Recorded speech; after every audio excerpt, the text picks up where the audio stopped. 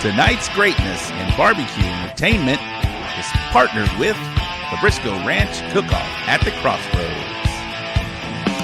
the Barbecue Store, Chupacabra Throwdown,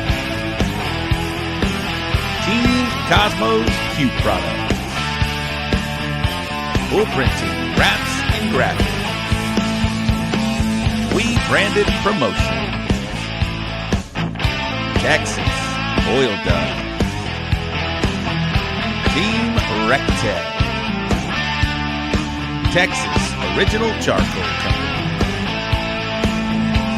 Navy SEAL Danny Dietz Memorial Classic,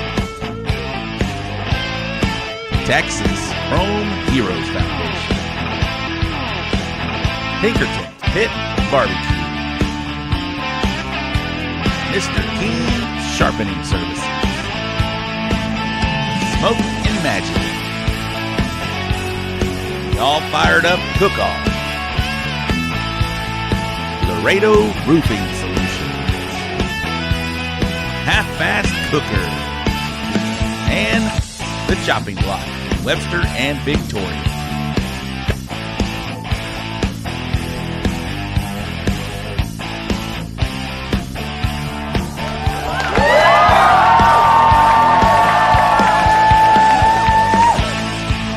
Hey there, everybody. This is Aaron, the Retro Guy, host of the Morning Roast Radio Show, and you're locked in to the So Smoking Gooder Show. Give it to them, fellas.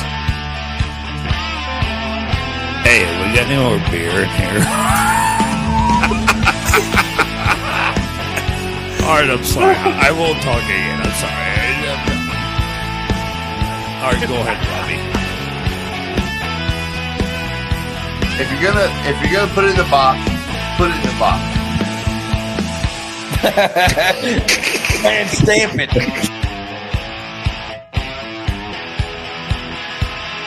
Ooh.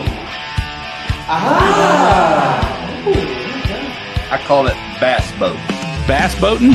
If you ever seen a bass boat go down the water and everything like that? Oh, and he nailed it. Oh, shit. Hashtag bass boat. Hey, what's up? I'm Cosmo, and you're watching the So Smoking Gooder Show. So grab a drink, park your ass, and don't forget to smash that subscribe button and ring that bell so you don't miss a thing.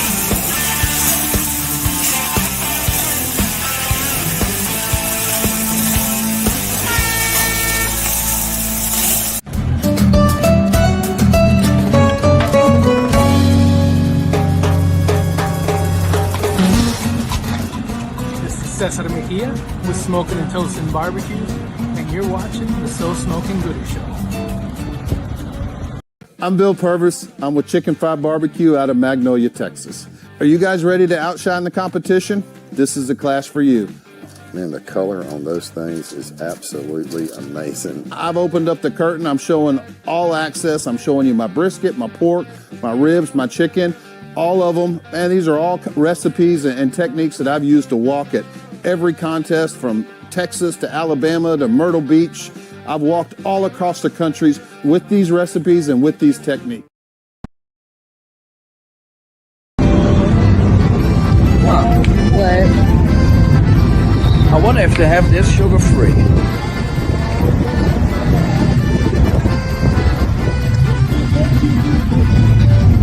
Anyhow, Ruben Braun here, Beer Belly's Barbecue, and you are watching the So Smoking Gooder Show.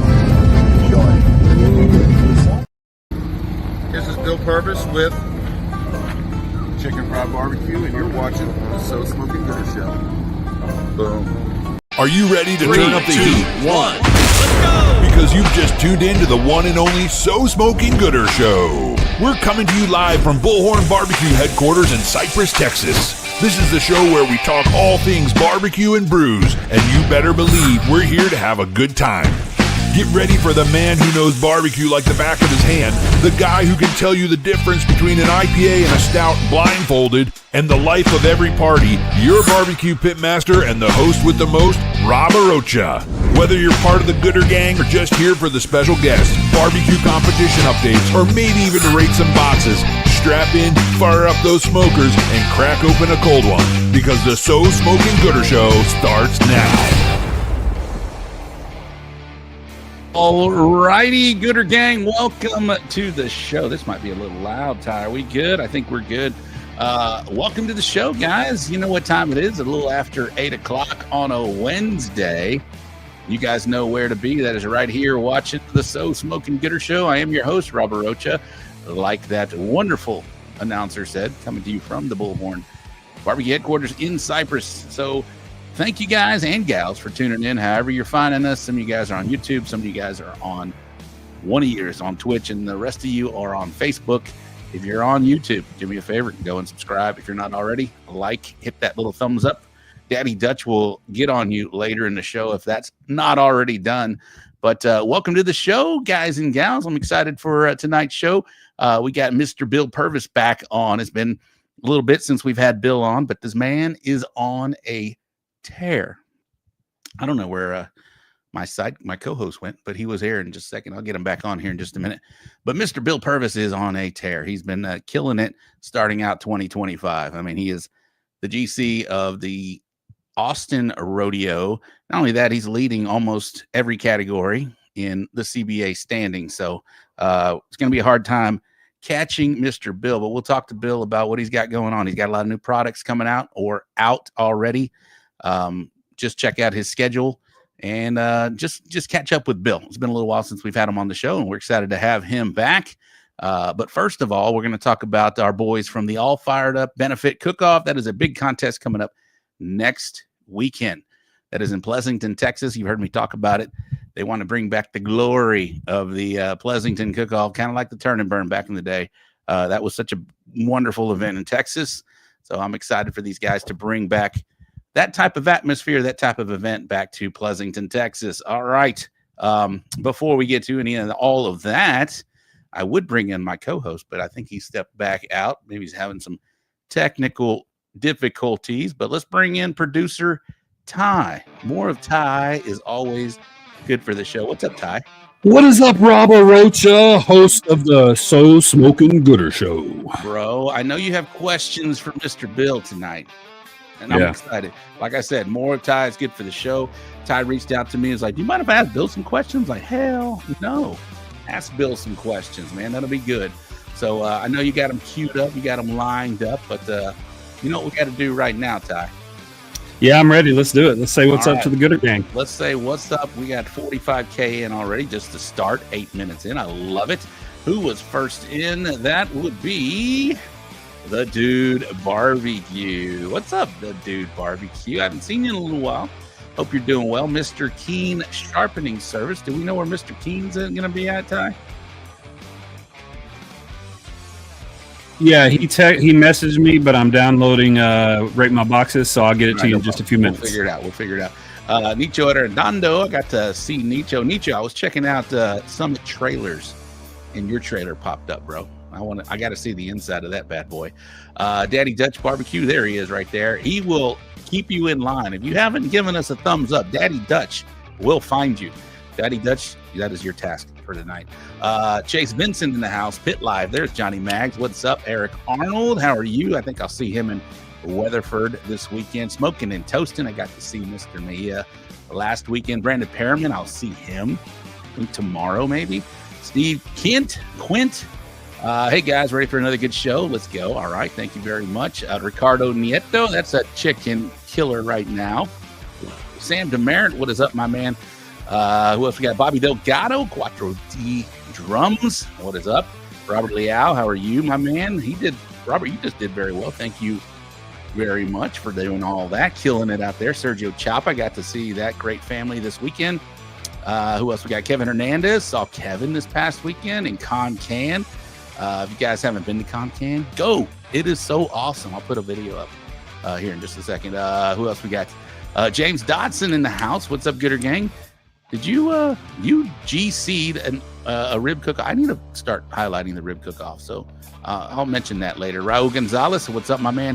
Ashley and Hinojosa, what's up, young lady? Thank you very much. Ashley, I got the camera. Thank you guys for all that hard work. She says, I'm finally early, no baseball all week. What? It is spring break. Jared McCrory, what's going on? Where you going? Where you going, Cook Jared? There's Rudy. What's up, Rudy? Thank you as well for the camera. David Cano, this guy's killing it. That is Underground Smoke. We'll get him on the show real soon. Twisted D in the house. Danton Townsend, what is going on? Poochie, got to see Poochie in Houston. Stonehouse, that's a new one. What's up, Stonehouse? Thank you very much. Who else we got? My volume is Ty's loud or mine? There's Uwe. Thank you for that nice intro, Uwe. We got to do it again with a microphone. Jimmy Savage in the house. Pio's Barbecue. John in the house. Howdy, amigos. Got you bad. Tongue Win, LFG. There's Bobby Ray. Larry Vaughn checking in from his home, not on the road. Erica Dodson, Robert Michelle. All right. Jared says he's undecided, but lean towards Weatherford. Come to Weatherford. Chef Tongue in the house. Wish you were coming to NOLA for Hog. I know. It's my son's 18th birthday. I cannot miss that. Speaking of that, baseball season has started. So we were scheduled to do a practice game. So I was talking to Bill earlier. I was like, I was going to push this to Thursday, but they canceled. So the other team couldn't get enough players. So here we are back on Wednesday. All right, let's do it. Eddie Morales is back in. Ty, let's bring Mr. Eddie, co-host of the So Smoking Gooder Show. What's up, Eddie? How are you, man? What up? What's up, brother? Eddie's got 7 on the bottom of it. I love it. That's How it, you bro. been? How you doing? Man, I'm doing pretty good. How about you? I'm good. You went to Austin this weekend? Oh, yeah? Did I? I think so. I mean, I didn't know during the war. I shouldn't have said nothing. No one would have known. But Nah, you know, yeah, I was there. It was cool, man. It was fun. I was pretty happy with everything, and it wasn't too bad. I was looking at the stats, man. That chicken is still. Yeah, I mean, 12. You got 12 something chicken, there with that chicken, bro. 15 brisket, and then I got on the worst fucking table of the day on ribs, and that's what fucked me. We will talk Austin Rodeo when Bill comes on, but first, are you cooking Pleasanton, my man? Do you know if you're going to go out there or not?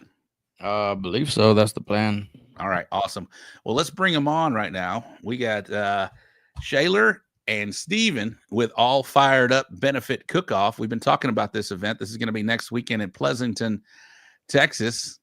Don Julio, there he is right there. Oh, the boys. What are we drinking, boys? Little Ranger whiskey, the coconut pecan, and Coke Zero. Coke Zero. Got to watch that figure. Watch that figure. Yes, no sugar. No sugar. So how are things going, my man? So let's talk about this big event. I've been mentioning it throughout the year so far. It's coming up.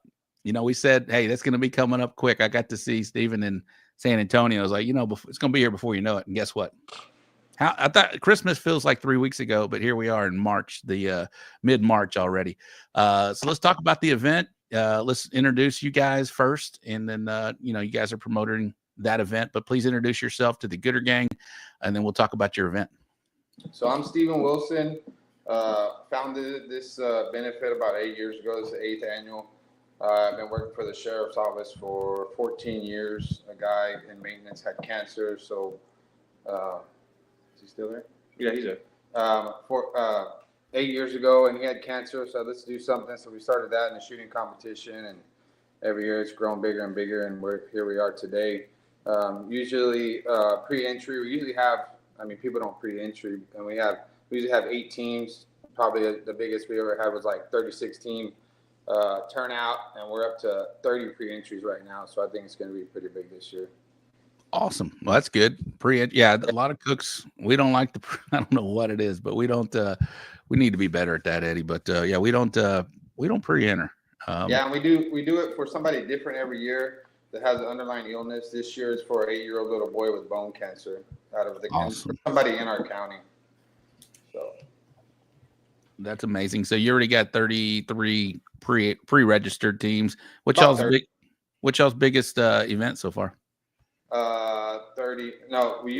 36 teams is what we've had, and we have 30 pre-entered right now. Oh man, you're gonna blow that out of the water. Yeah, you'll have at least 50.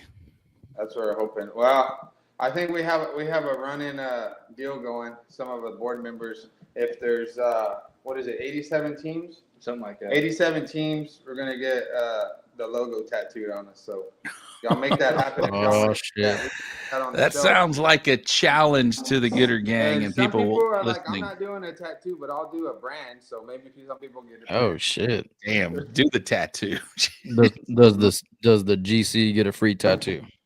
Yes, but he gets this, Eddie. Oh, those are shit. awesome. I love those. The ear tags. Hell yeah. That's unique. That's really cool. Got one of those from McGregor Lions Club, but they're no longer doing that right now. So you guys are the only ones out there doing those. Hey, I got beautiful. ones from McGregor too. All right, see, and they're special. They're different. They're unique, and that's one thing that cooks love. They love cash. They love money. They love a great venue. And you guys got the cash. You what, sir? I said you guys got the cash, right? Talk about that big purse y'all got out there. So it was 10. We started off with 10, and we just got some more money in, so we bumped it up to 15. Nice. $15,000 payout. And we're only paying GC, Reserve Grand Champion, and first and third in each category. So it's pretty good payout on that. And then, of course, your jackpots will probably be 50-50. Wait, you say you're only paying first through third? First through third. Why did y'all decide to do that? You'll get prizes, but cash, cold hard cash is first through third and grand and reserve for each category. Okay. I mean, that's y'all's event. Do however you like. I think. What do you think? What's your first thought on that, Eddie? As a cook. I mean, do you want me to be honest or? Yes. Be honest, Eddie. Man, it turns. Oh shit! It turns me away, honestly. Got you. Yeah. Yeah. The with that big of a purse, I think y'all could do 1 through 10. But again, that's absolutely. Y'all do what you're doing. So if you do get a call out there 1 through 3, you're gonna get paid. You're definitely gonna get paid for that. But the Gooder Gang's in the comments. You guys, tell them, this is why they're here, right? This is why to promote what the do you event. think about it, Rob? Yeah, I kind of felt that immediately. Same thing. I was like, okay, 1 through 3rd. Okay, that's a challenge. Hey, let me know what brings y'all here. We want to bring y'all. So you let me know what y'all want. Let us know the day of the event, and we can make money for next year, That might be one of the reasons why you're only getting 36 teams max. Yeah. Well, this is the first day we've done. This is the first year we've done that much of a payout. We usually pay out a percentage of the teams that are in. This is the first year we did guarantee upfront money.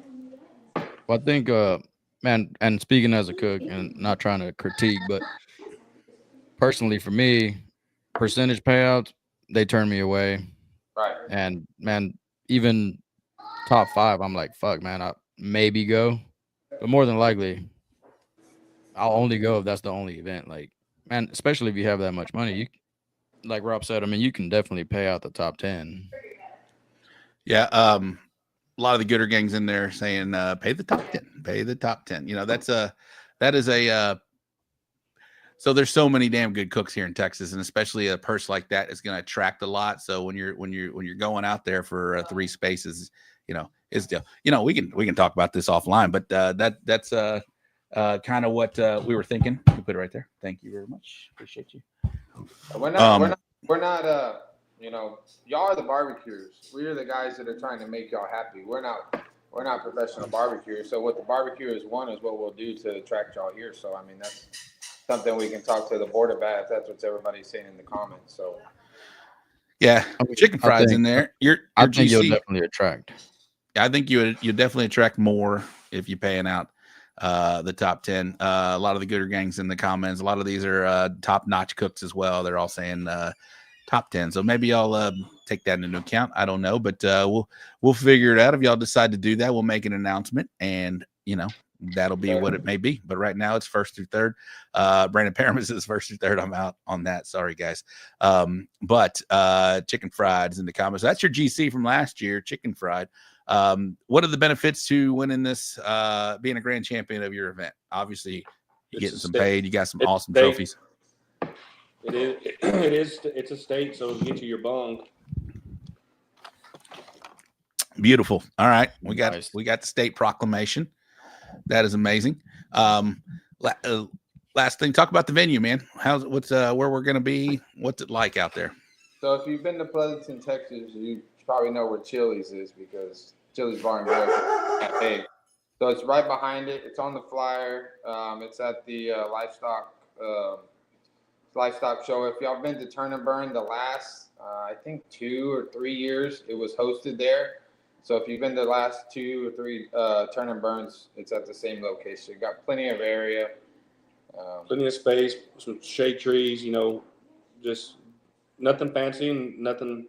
It's kind of right in the middle. Turn-in is indoors, so you don't have to worry about the wind or anything like that. We're also having a goat roping Friday and Saturday night. Friday night and Saturday during the day to draw in judges. I don't think we're gonna have a problem with judges. I know that's a big thing for y'all. And then we're having a big cornhole tournament Saturday that I think they already have like 50 teams, and each team will bring their family. So I mean, we're gonna have plenty of judges, I think. No, can't hear him. Rob, you're muted. You're muted, right? There you go.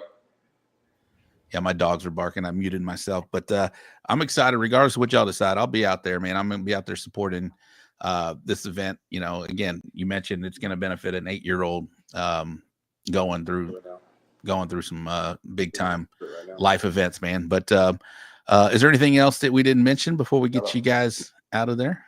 Rob, we just voted. We were texting as we're talking about this, and we're going to pay out top 10. The board said, let's do top 10. Let's get it rolling. Let's get everybody here. No need. That's what I'm fucking talking about right there. That's awesome. That's awesome stuff. Like I said, I'll be there. Like I said, we're here for y'all guys. Hey, Rob has my number. Everybody has Rob's number. If y'all see something this year, hey, I didn't like that, or hey, this can make it better, let us know, guys. We want to make it fun for y'all. And I can promise you this year, I think it's going to be a big deal this year. We're going to have a lot more people. And next year, we're already planning for next year, and this year's not even done. It's going to be even better next year. I can promise you that. So y'all come and have fun, man. All right. Since y'all said that, 3 are already coming in. David, no. Let's LFG, Harold. I'm in. Jimmy Savage. Yes, let's go. Make it 4 because I'm in too. Yeah. Eddie just said he's in. So, hey, y'all listen to the cook. I don't know what Eddie's talking about. He just GC'd. I mean, he's going to be – come on, Eddie. So, if that was your event, man, I only would have got paid for one of my walks. That's true. Hey, but you still walk away. Yeah, you don't need to hit a top 3 to win GC. 4 top 4s will do it. We got all 4 meats, right? We're doing chicken, ribs, brisket, and pork. Okay, awesome. Very nice. Who's gonna Eddie? You gonna cook menudo? We got a menudo jackpot. Menudo? Hell yeah. Maybe. Shit, I might, just so I can have something to eat Saturday morning. He just mentioned they're going to have plenty of judges because they've got a cornhole tournament. A lot of people out there. Let me bring on your GC from last year. If we can, if I can bring on Mr. Bill Purvis before we get Bill on talking about his big What's up, Bill? part of the year. What's up, guys? Bill. It's all good, man. My shit. We saw you at San Antonio too. What's that? We saw you at San Antonio too, remember? That's right. That's exactly right. After awards, man. Man, we weren't able to pull off the class like, me and Fred were talking about. So, class? Yeah, me and Fred were talking about doing. We did that class last year after y'all's event, which man worked out great. But yeah, we just weren't able to. We weren't able to piece that together, and as far as schedules or whatnot. But man, I'm still planning on coming. And I was joking earlier when I said, does the returning GC get a free entry? So, but I'm still coming. Yeah. But they're looking forward to it. Bill, real quick before we get him out of here, you cooked it last year. Talk about your experience last year. Obviously, it was pretty damn good when you walked away with the big trophy. And I thought the judging was spot on. I thought they couldn't have done better with the judging. I don't remember my calls. I do think I had maybe a 5th chicken. I think I was 5th chicken. I think I did get 1st rib.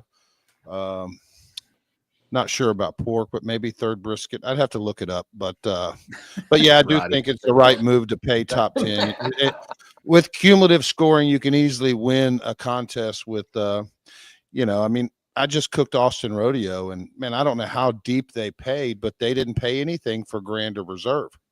Oh. And so I think first place brisket there paid, $3,000 or something. And man, first place brisket made more money than me. And I was the grand champion. I had a third, a second, and a third. And they didn't have old money, but a lot of Texas, I think, kind of the old scoring systems that whether Lone Star or old IBCA, a lot of the payouts are geared towards that, where now we've got cumulative scoring that, man, you can win a contest with, 4 top 10 calls, and man, they may not be top 5 calls.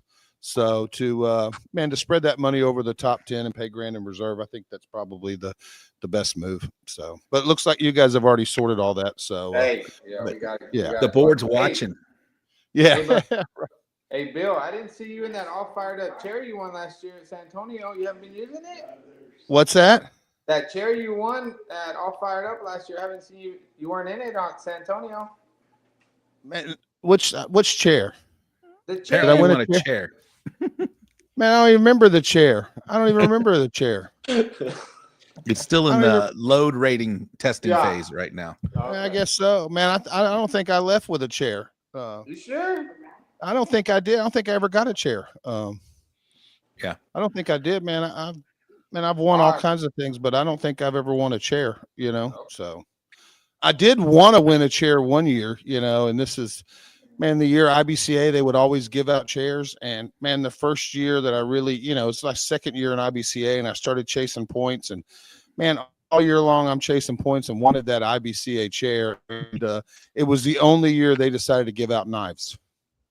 And I didn't know, it wasn't all the way till the banquet. I'm at the banquet. Oh, we didn't do chairs this year. And I'm like, you got to be kidding me.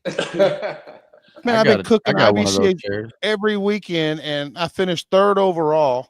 This was probably 2019, 2020. And man, I ended up with, a set of knives. I mean, it was a nice set of knives. Don't get me wrong. It probably cost more than the chair, but man, I wanted that damn chair. So yeah. Well, you can have mine, bro. I'll bring it to you. All right. Well, we'll drop you down, Bill, real quick, and we'll get you back on a proper introduction. But Steven, you got anything else y'all want to add before Shaler, before we get you guys out of here about your event? We're paying 1 through 10, remember. I love it. They're paying 1 through 10.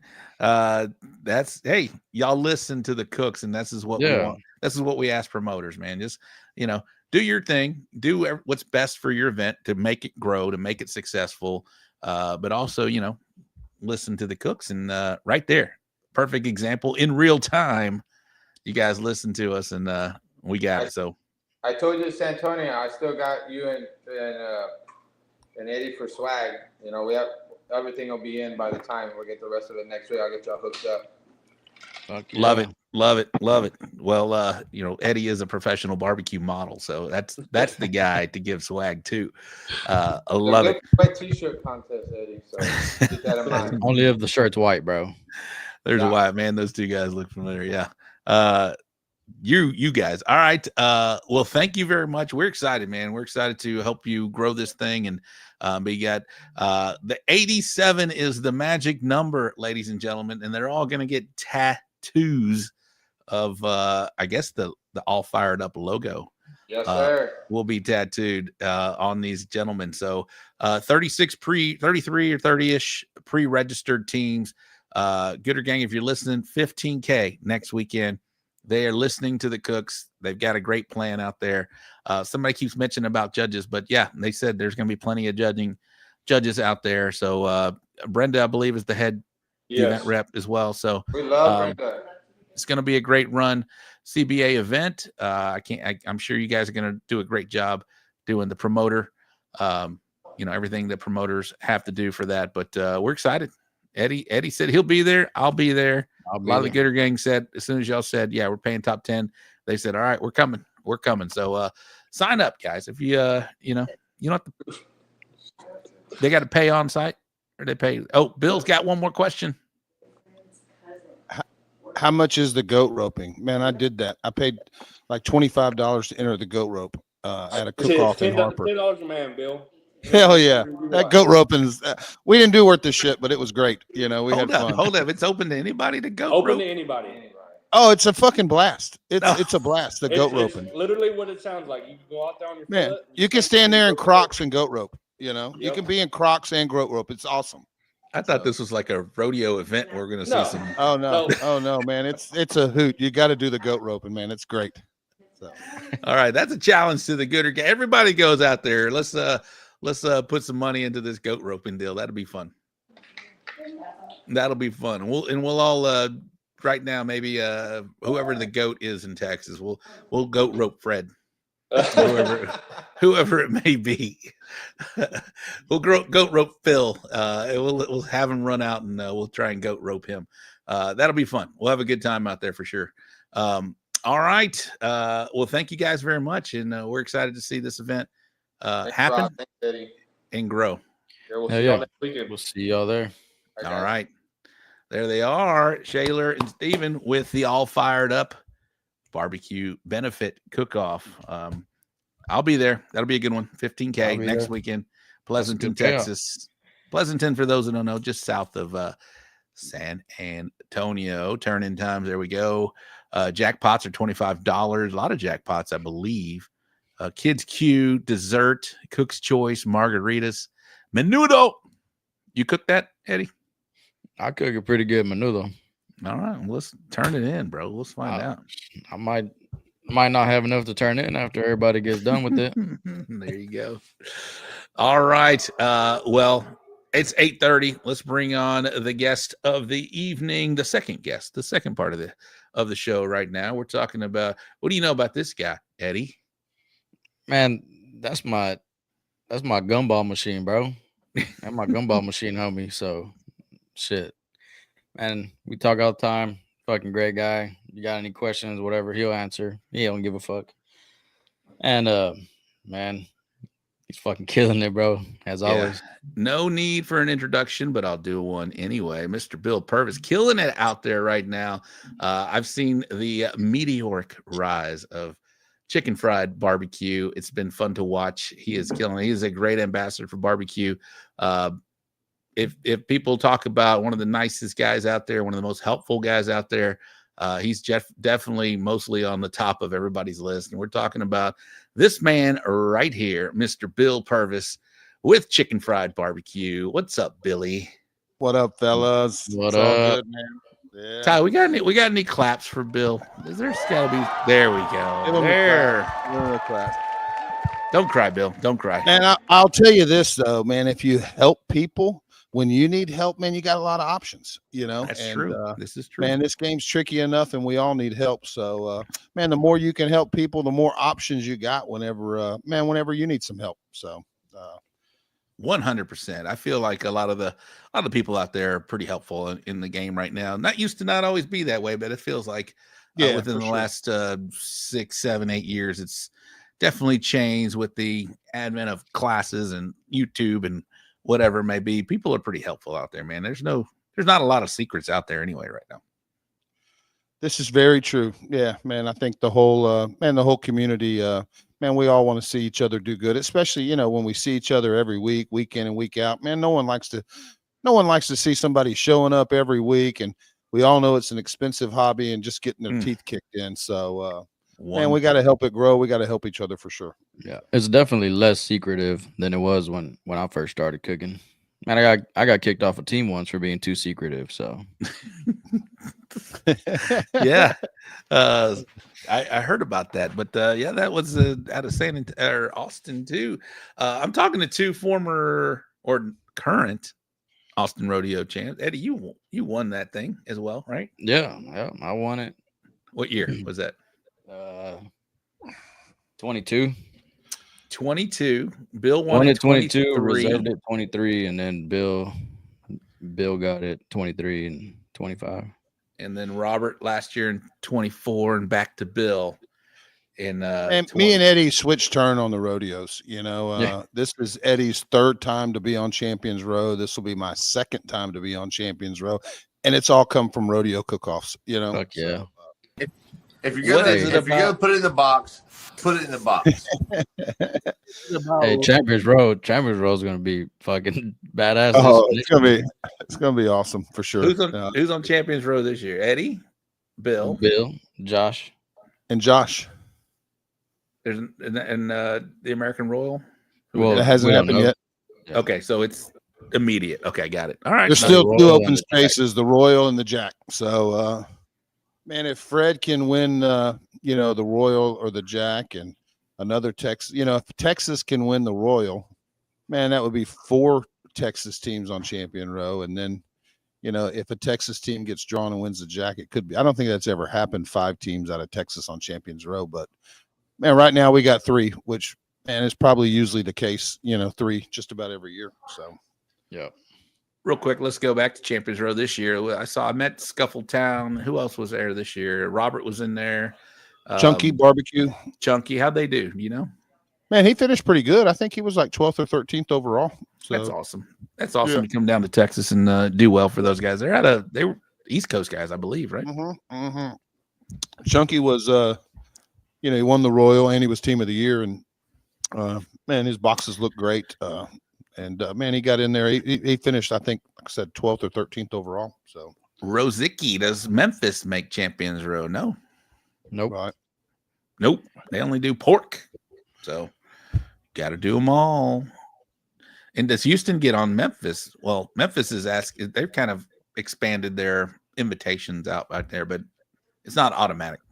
No, Houston and Memphis don't have an agreement. It's man, it's just the Jack, the Royal, Austin, and San Antonio, and the previous winner of Houston.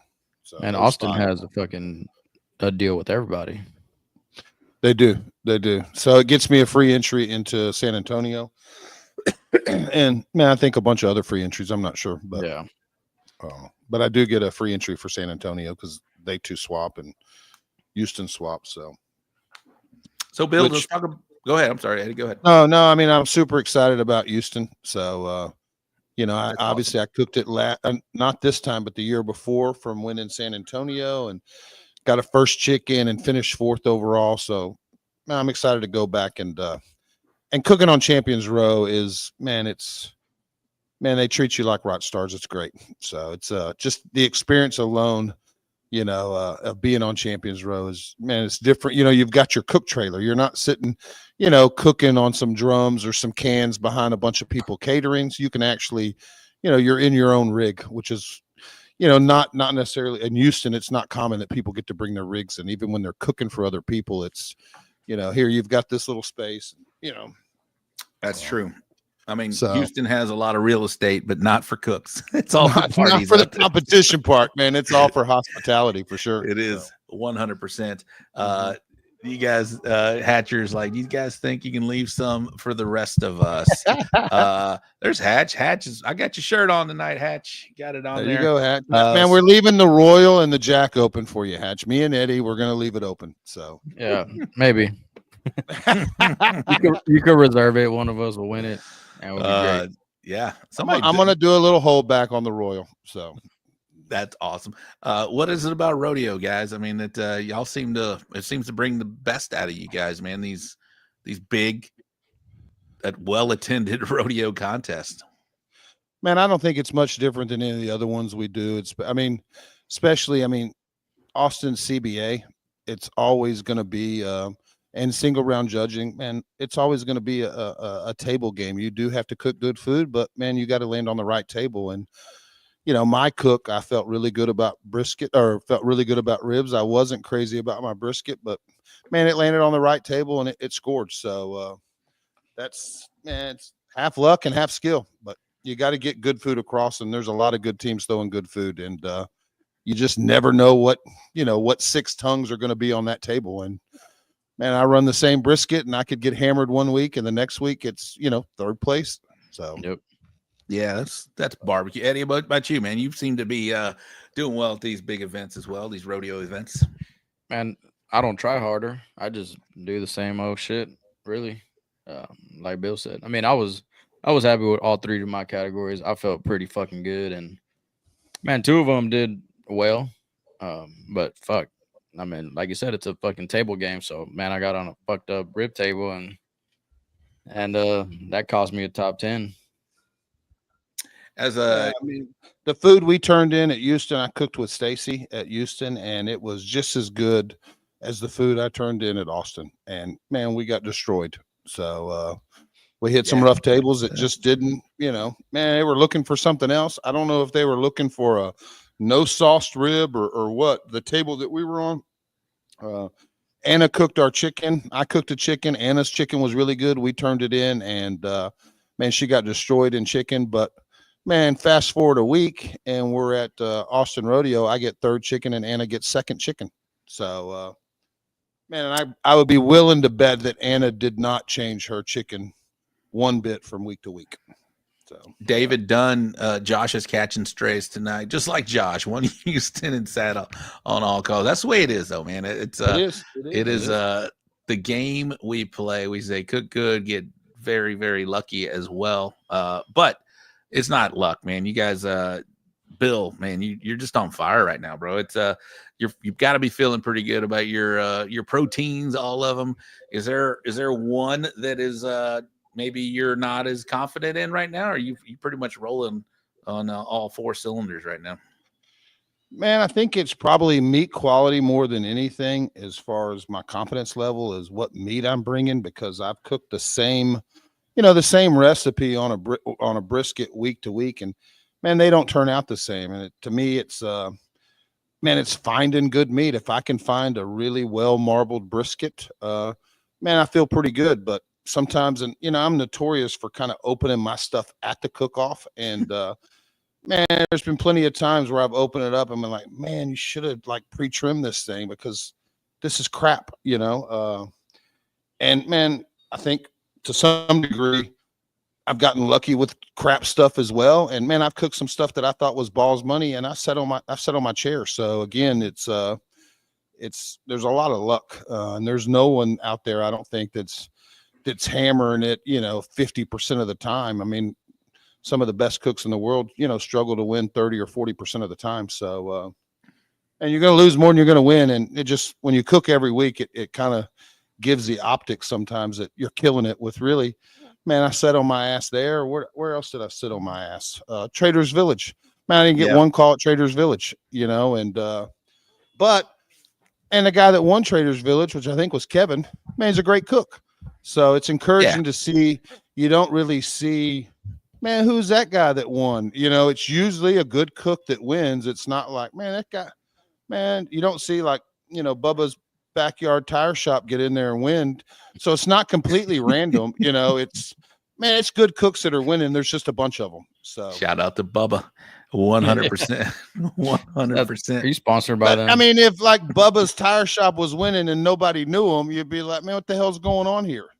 But every contest you go to and everybody that wins, it's like, oh, man, he's good. So, man, there's a bunch of great cooks in Texas. And, whether you know them or not, we all know who they are. Whether the public eye knows them, you see Carl Davis win Smoking on the Rio.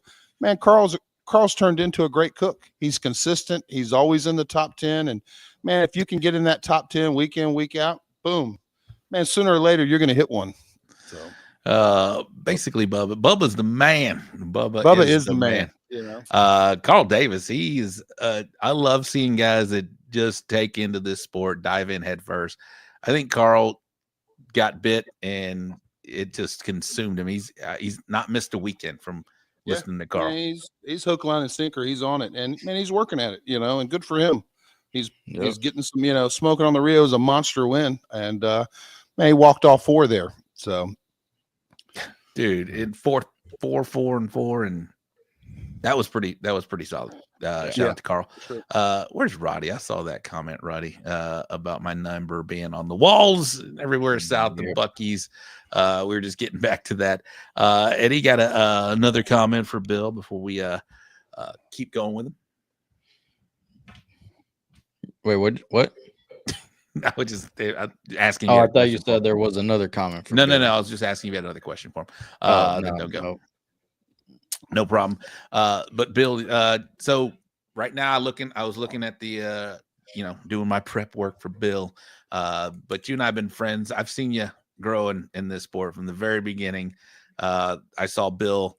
Bill actually came with Fong to a contest that I won, and so Bill's probably thinking, "Man, this is that guy is the guy." But man, I've seen Bill show up at it was Humble Rodeo. He showed up with a drum by himself and started cooking, and then from there, I guess Bill, you got bit by the bug. And talk about your beginnings of you to where you're at right now, because it's been fun to watch, man, and it's only been what 5 years. It's crazy. Yeah, I mean, I think one of the first events that I went and judged a couple because Fong likes to judge occasionally, and I was buddies with Fong, and we went to Pitmaker, and I think you and Sagmiller went 1-2, and man, that's where I kind of met both of you. And me and you had mutual friends just because we went to, we grew up in the same neighborhood, Spring Branch. But man, I saw you win, and I saw Sagmiller. He gave Fong a bunch of grief. He's like, I hate it when Fong's judging, and but he ended up reserving it. And I went the next week, and I think I did Diamonds for Dollars. That was my first official competition. Was Diamonds as far as sanctioned by IBCA. Mm-hmm. I had did another one over at Traders Village with Adriana. Oh, I was. Yeah. I was cooking with Troy, a buddy of mine, Fire and Smoke, and you do the ribs.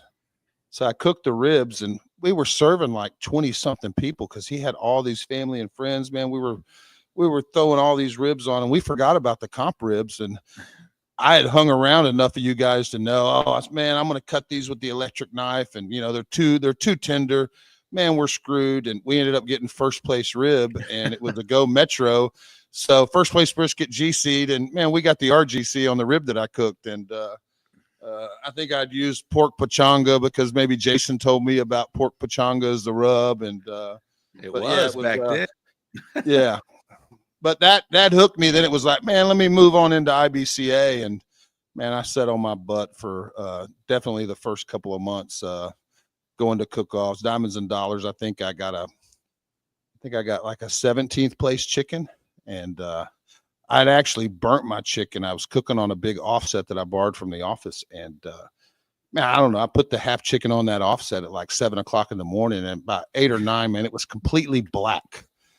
And I called Fong over. I'm like, hey, Fong, man, what do I do with this chicken, man? This shit's just, it's black. And he opened up the pit and showed it to, goes, man, if I were you, man, I'd start over. HEB's right there. Go get another chicken from HEB, and man, cook it on the drum. Don't cook it because I had drums. I think I only had 2 drums at that point. So and my brisket was done. He goes, man, run over to HEB and grab another chicken, and I did. And I don't think it was legal, but I ended up getting a final table in chicken, and I didn't know it was illegal to fuck up a chicken and go buy another one. But is it illegal? I don't know. I mean, we don't check. Maybe they checked meats back then. I don't think it is. Yeah. I think he told. I was telling the story, and Cindy Niles was there, and she's like, "Fong, he's not supposed to do that." And they started arguing. He's like, "Man, he ain't gonna win anyway. It's his first cook-off. Leave him alone." So, needless to say, it's fun to see new cooks, and you don't know how they're going to do, right? You don't know how their trajectory is going to go, who they're going to become and whatnot, but it's fun to watch, man. And I feel like I've seen a lot of new cooks come into you and like Reggie Q, some of the ones Ty and I were talking about, just eyeballing some of these guys, and you can tell, like Carl is somebody that's just dug in, and it's going to, he's just going to keep doing it and keep doing it and keep getting better and better. And he's already hitting some of the big events right now. So it's fun to watch, man. It's fun to watch. But yeah, you and then from then, let's talk about, you started doing some of the YouTube stuff back in the day. You're talking to me. You had a Chicken Fried. Chicken Fried was a name that wasn't associated with barbecue at all.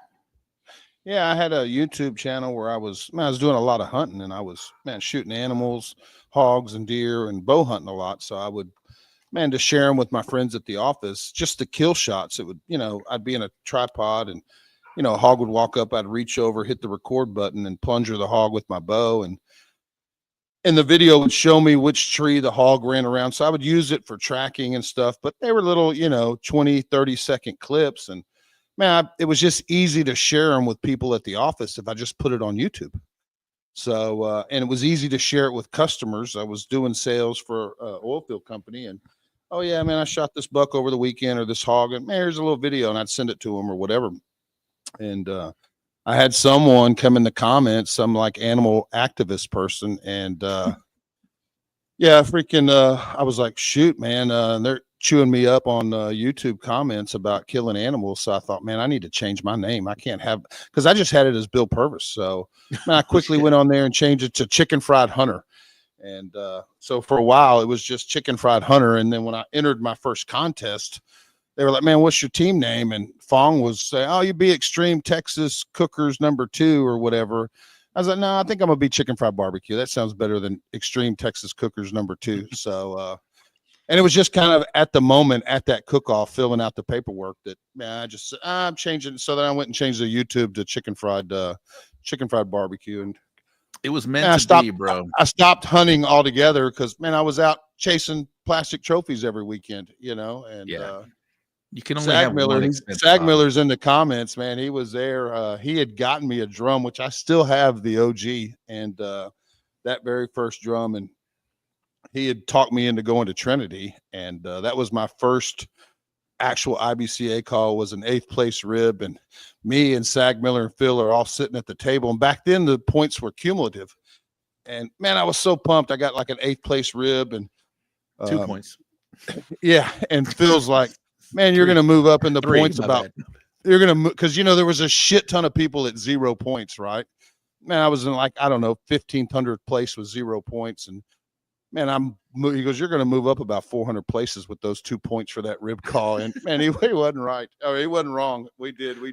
All of a sudden we're on the board. We got 2 points. So, but yeah, it was, and you've been, and I didn't even unfold the foil. Like I had the foil still folded when I put it in the box, and Maria was like, I can't accept that box. You need to unfold the foil. And I'm like, man, why did you give it to me folded if I need to unfold it? Like, why don't you unfold it? I didn't know.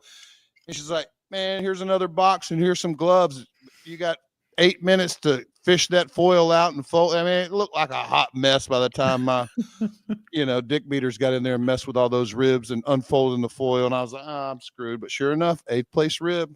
It looked like a KP box, KP catching strays too. Yeah.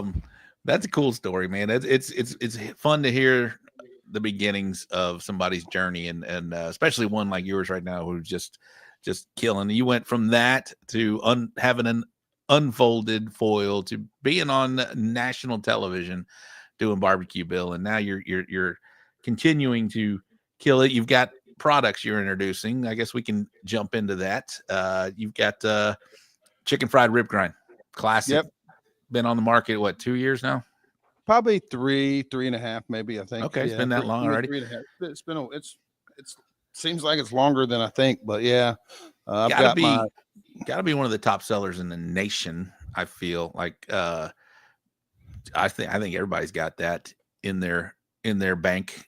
Maybe, I don't know. How do you feel about that original OG rub? And I definitely think it's it does really good in Texas. And there are quite a few KCBS teams using it for sure, but man, for Texas, I think it's done good. Lots of people want a bass boat, and it, whether it's that last final coat they put on their ribs to give it the little perfect.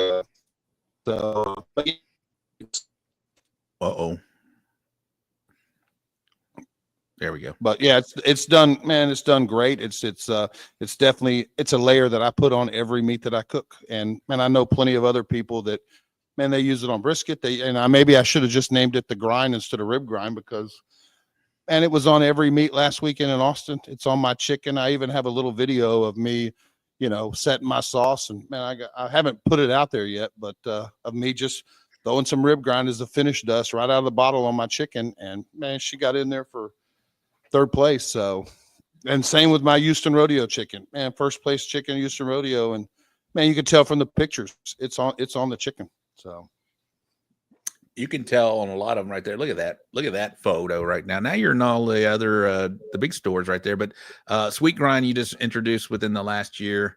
That's a great product. Hard to find. It's a great product though, man. How's that doing?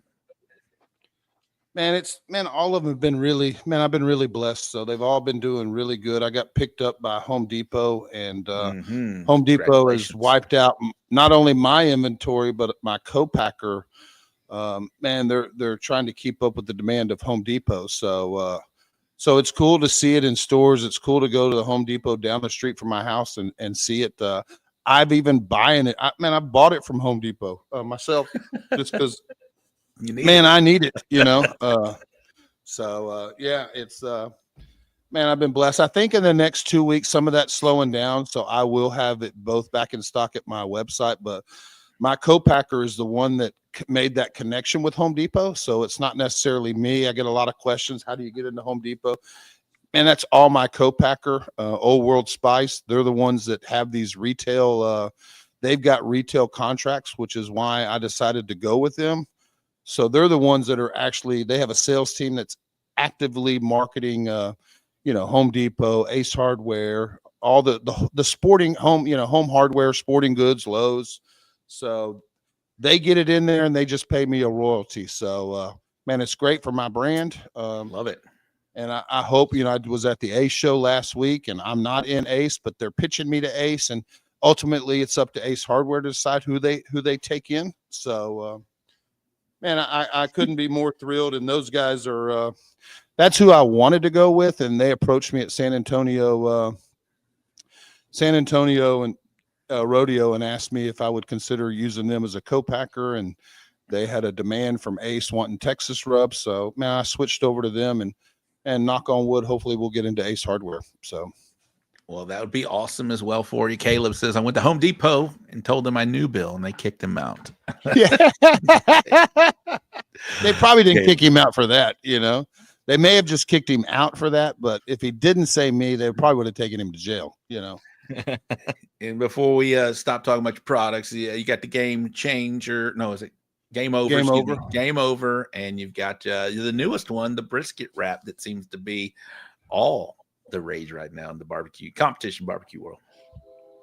Yeah, I mean, there's not a lot of wraps out there for brisket. I think Cosmo had one. So to look and see, hey man, if is there a vacuum, is there a room, equally, there's not a lot of different glazes out there. And man, I'm not saying I'm going to jump into the glaze market, but you've got Texas pepper jelly, you got Cosmo, and you got Wizard, so rubs, man, there's a lot of rubs out there, but there's not a lot of brisket wraps out there. So, man, I chose to put a label on a brisket wrap, and it's something that I've been using for a long time.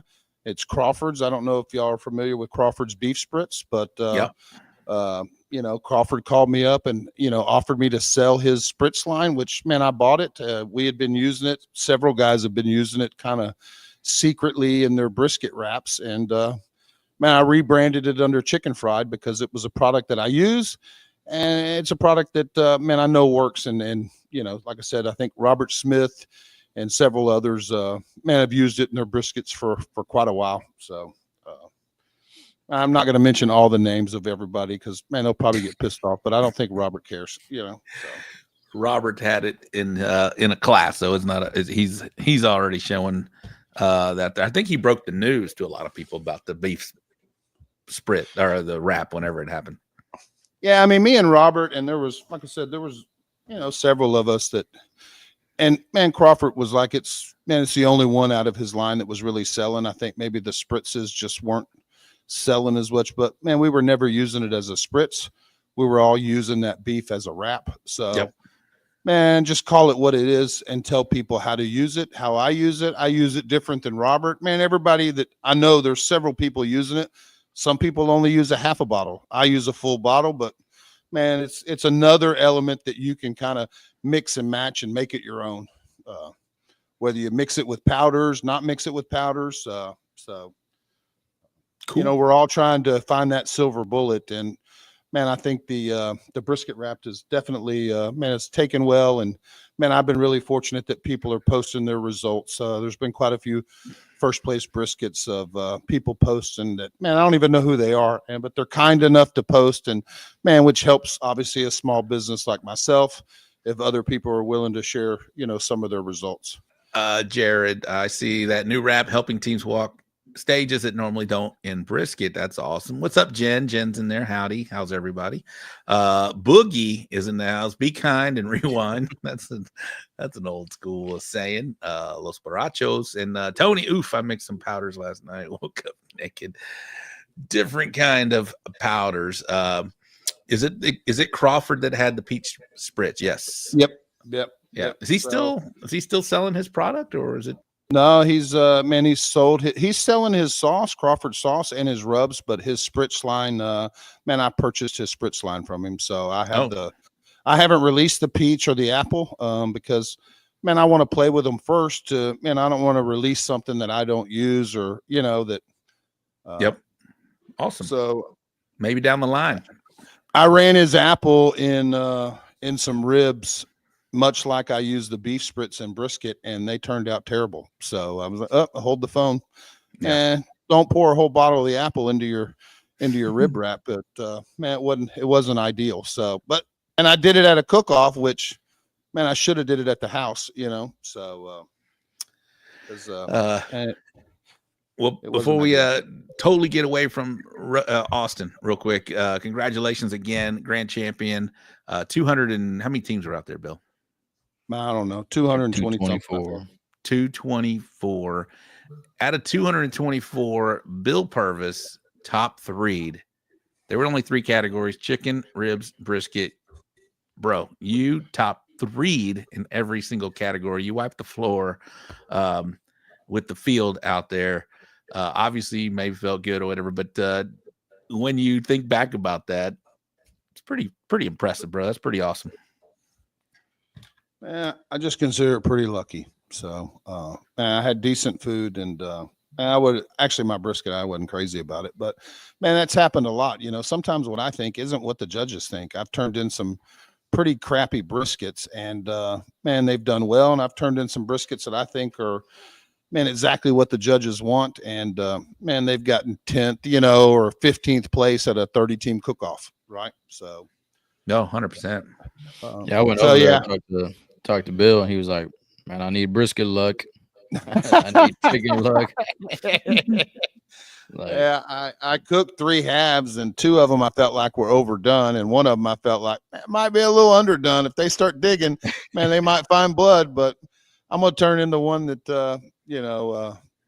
I'm gonna turn in the one that felt the softest, and that was an old Sag Miller trick of man, whichever one's the softest, turn it in. And she was soft, so I thought either she's raw or she's just cooked just right. So but man, it worked out. And with 6 bites, man, they're not going to dig too deep, hopefully, 6 judges, but man, I guarantee if that chicken had to go 2 or 3 rounds, they'd eventually get to some blood. So producer Ty, I want you to come in here. Ty had some questions for Bill, and I want to give him proper time. I'm gonna go kick the tires, but I'll be back in about 2 minutes. I'm gonna grab a little drink real quick as well. So, okay, go do that.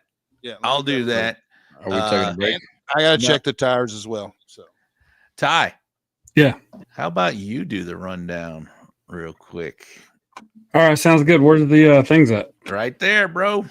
All right, sounds good. And I'll put the other one up, and then we'll knock this out. Ty will knock this out. Ed, if you want to join him, you guys got it. I'll go check the tires too, and I'll be right. All right, it's a good thing. All right, cool. It's a good thing I know how to do podcasts. What's up, Gooder Gang? Hope everybody's doing good. Like, this is some good ass shigging that's going on right now, because I mean, not only do we have a bunch of grand champions from some very recent high profile events, but I mean, as always, every time they appear on the show, they just get better and better with sharing some of those things, and the feedback I get from you guys is pretty awesome. So anyway, let's get to it. In Freedom Fest over in the Champions Barbecue Alliance, we had Grand Champion V-Twin Barbecue, Jonathan Valenzuela. The RGC was Carl Davis with Cast Iron Cookers. And over in BBQ Austin, the grand champion of BBQ Austin was our guy, Bill Purvis with Chicken Fried Barbecue. This is Bill Purvis with Chicken Fried Barbecue, and you're watching the So Smoking Gooder Show. Boom.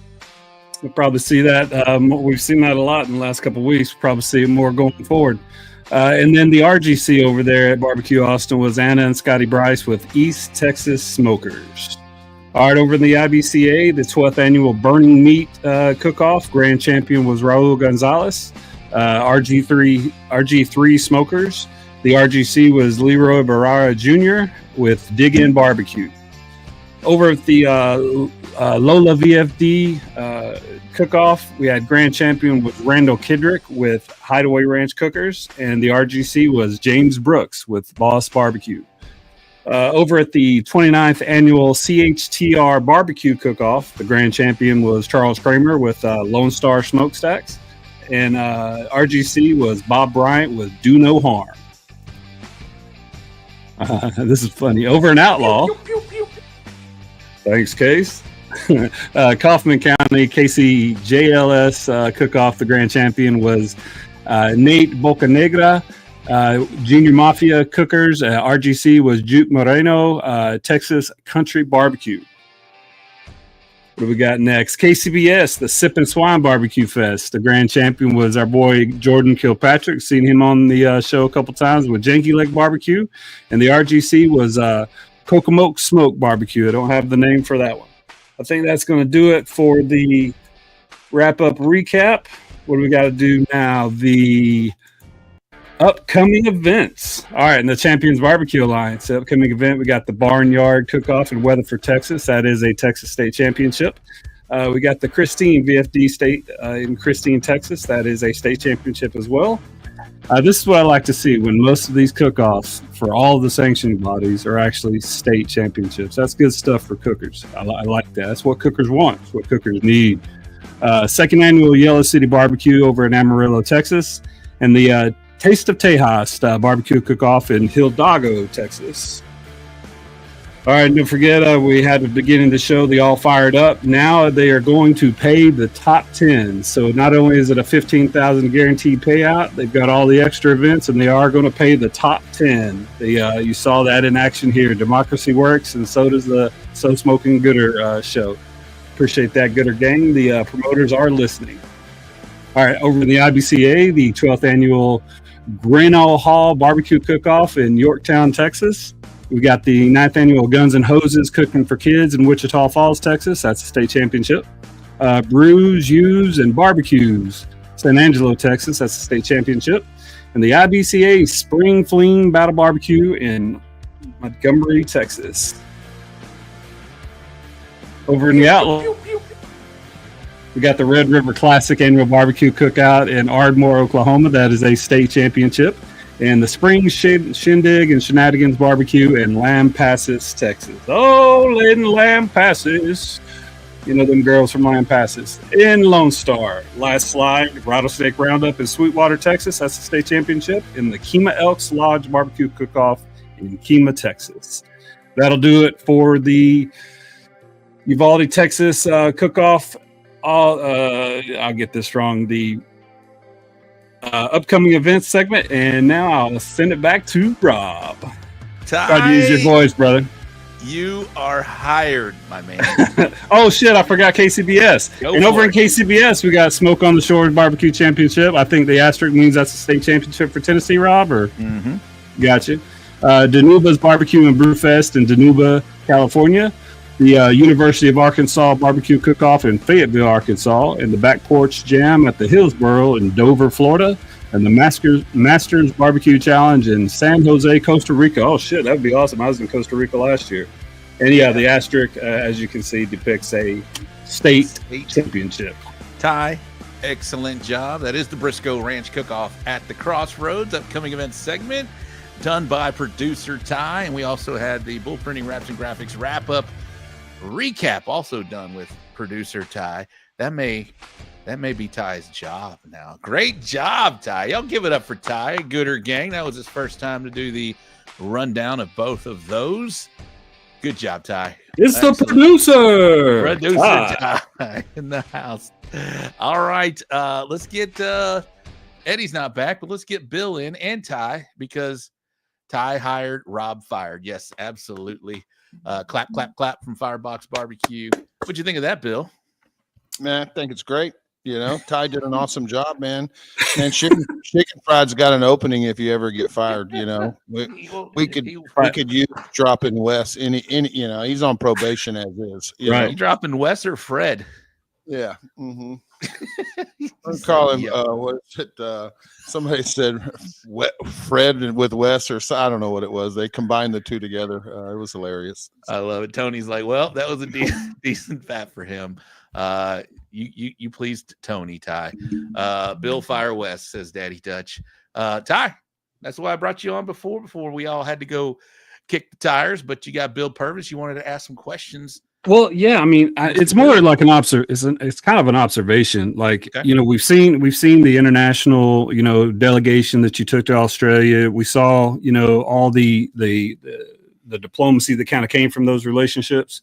So with the personalities that we have in Australia, you know, you're basically the international ambassador right now, at least for Texas. I mean, what do you see like for a cross-pollination to make all the sanctioning bodies better? Like I think that we should have all of the presidents at least meet, you know, cordially and talk about some ideas, because with all the enterprising people that you have in all the different industries that are in the cooking world, with the big personalities you have some extremely versatile people. And I think we need to market the shit out of it, especially what you guys are doing and the ambassadorship you're doing for Texas barbecue throughout the nation, which in turn is throughout the world. Because y'all are international now, and everything that we're talking about on this show is, you know, international. Yeah, are you a world champion? I think it's about darn time that we get to the point to where we define those rules a little bit better and make sure that all these sanctioning bodies are doing good. Because I love that we have the,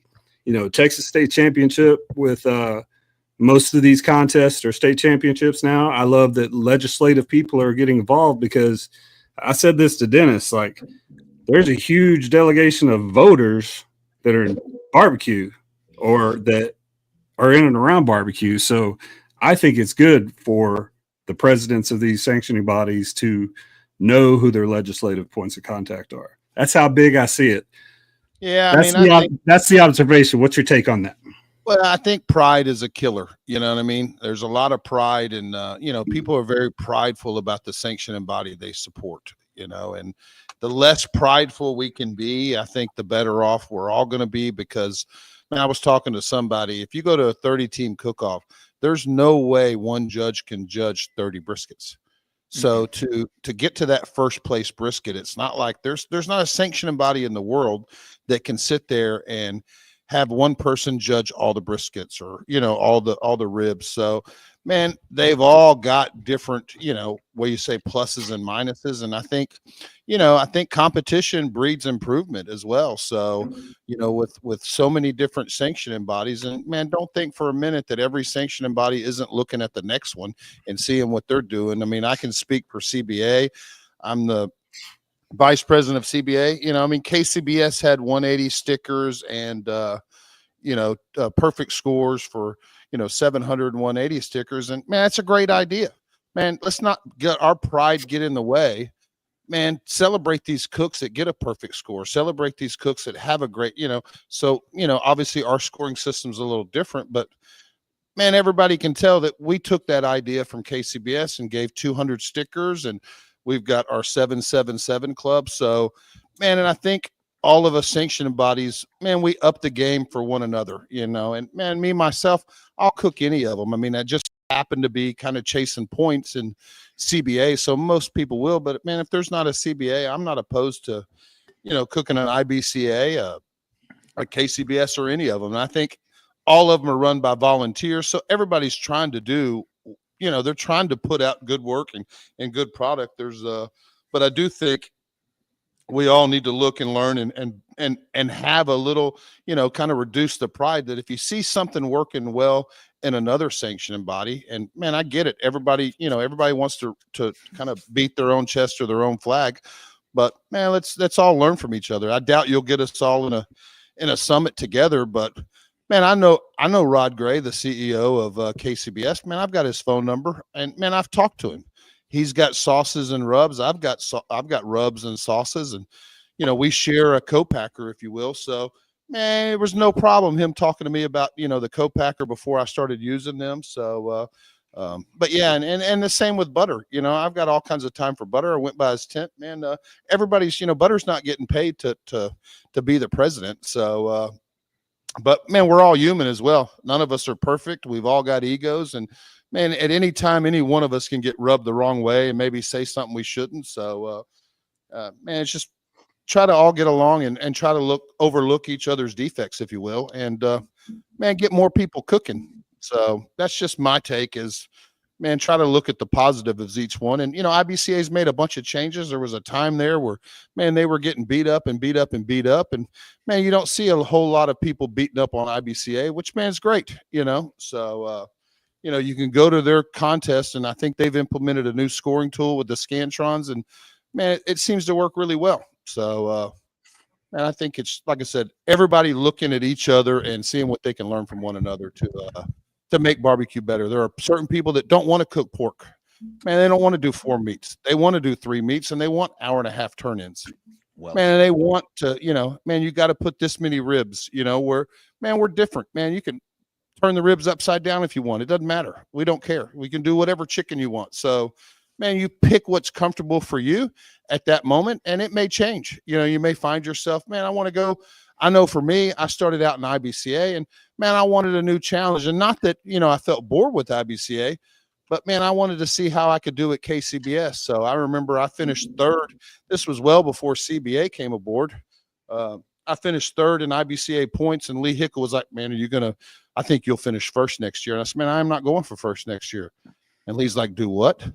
You're not going for first? I think you could get first. I said, Lee, I don't want first. I want to go see what I can do against KCBS. So that very next year, all I did was cook KCBS, and I think I cooked 28 events. And man, my goal was to finish in the top 10, which, man, at the end of the day, I finished top 10 in KCBS. I finished 10th place. I cooked 28 events. Man, none of them were in Texas, or there was very few in Texas. I think 2 of them, Cedar Park and Humble, were Texas. And I think I cooked 28, and a lot of the guys in the top 10 had cooked 40 events, and they, much like all the other sanctioned bodies, they take your best 10, and man, that was something that KCBS did. Man, and IBCA said, man, we're, instead of just this NASCAR accumulating points, man, they switched to, let's take your best 12 cook-offs. CBA did that, where it's your best 10 cook-offs. So, man, we all just need to look at what everybody's doing. And like I said, if you see something that looks like it's working, man, lose the false pride and put it into effect. I hope it goes to one. Well said, sir. Yeah, that goes with anything, honestly. That's not only just sanctioning bodies or what it may be. It's with everything. There's very few new ideas. They're still there, right? But there's still very few new ideas. So it's just find something that works for you and kind of make it your own or whatever it may be. And as far as sanctioning bodies, Bill made a great point on all of what he just said. So leave it at the door and let's talk. And I don't know if we could ever get, like somebody said, a G7 summit of sanctioned bodies, but it'd be fun. It'd be interesting to kind of push that idea out there and see if that happens. So if all the same, like Bill mentioned, we know Fred, we know Butter, we know Rod, we know who else is out there. Australian Alliance is out there. Grant. I'm not sure who's head of Memphis, but that's kind of a different deal. But it'd be fun to listen to him for sure. Good question, Ty Cobb. Yeah, I mean, I really appreciate that answer because I mean, the way I see a lot of you guys are, you're not only Texas pit masters, you're not only competitive culinary experts, but you guys are really turning into businesses. Like I use Carly's stuff at my house all the time on burgers, on steaks, and every time. And like I was telling Bill, like I have y'all. for the person that's just a dishwasher, I have a lot of people's products in there, and it starts to fill up, my pantry. So I'm proud of you guys, and I think that everyone should start looking at themselves as a business, because you really are, and you should market yourself as such. I love what's going on, and I love seeing all the success. So anyway, I don't want to. I'll keep babbling on forever. You're great, Ty. Great job. And you're not just a dishwasher, you are the producer extraordinaire, my man. And you I'm the JC's Good Old Boys best dishwasher on the team. I heard. Producer, Ty. You're the OG producer. You are right. The OG. Yeah. Ty is the OG producer. I love it. I love it. Great job. Great job, Ty. There he is. Eddie is back. What Ty was just saying, we should treat ourselves, and a lot of guys are treating themselves like a brand. Now, he said business, but brand is really the correct deal. Eddie, you're doing a great job right now on creating the Pit Father brand. We're talking to Bill. I'm going to ask that of Bill and what somebody can do to help themselves do that. But Eddie, you seem like you've taken it within the last 6 months or so to become making Pit Father a brand out there. You don't have any products. Maybe that's down the line, but not having being a cook, not having products. Talk about what you're doing to promote Pit Father barbecue, man. I do have a product, but man, it's only being used by a handful of people. Okay. Being tested. Have a product out. How's that? Yeah. I don't have a product out yet. But man, I think really just social media and being out there and fucking cooking, really, because man, you can't make all these kind of videos if you ain't cooking. You know what I mean? Mm-hmm. So that's pretty much it. And man, for me, it was talking to Bill, and what he's like, man, just fucking do it, bro. Just fucking set up the phone and record it. Like, man, if you don't like it, don't post it. So man, I talked to him. Hey, what's the best time do you think I should post, or should I post every day? Should I post every other day? Blah blah. He's just, man, he helped me out a lot. So that's some funny shit right there. That's a life-size poster of Ty above his bed. That's pretty much how I started, trying to build it. And man, with this weekend at the rodeo, man, there was people sending other people pictures of my trailer, and they were sending them to me or to my wife. And I'm like, man, I don't even know who these people are, but that was pretty cool. So people are starting to, recognize. Fucking people see me driving down the road every week in Austin. You know what I mean? So it was cool to, man, there was a bunch of people coming to my trailer at the Austin rodeo. I'm like, damn, how the fuck, how do all these people know me? You know what I mean? So it was pretty cool. Well, you are on the show. Man, I used Eddie's product on my third place brisket at Austin. Eddie come into my trailer, and I've got the bottle. It's a rub he's working on, and I've got it sitting right there on my counter, and it's like, man, there's barely any left. And like, man, we'll see if she gets in there, Bubba. And she did. So, well, that's a notch. He can talk about that. You can put award winning on it, my man. Just like everybody else out there, that seems like to be the thing. Bill, talk about what Eddie just said. He contacts you, right? And you and I have talked as well about. And Bill, like I mentioned earlier, Bill is a great ambassador. He'll help you out, whatever. And Bill's like, hey, you need to do this, and that. What can you explain to people watching right now if they want to grow their brand social media wise? Because I feel like I just looked up your Instagram account. I remember when, hey, you were like, this was a big deal to 10K, which it is a big deal. That is a huge deal. But now you're pushing 30K right now, bro. And that's only been like, it feels like 4 months ago. Yeah, I mean, the biggest thing, I think, a lot of the algorithms have changed. So what used to happen on, social media is new, right? I mean, hasn't been around forever.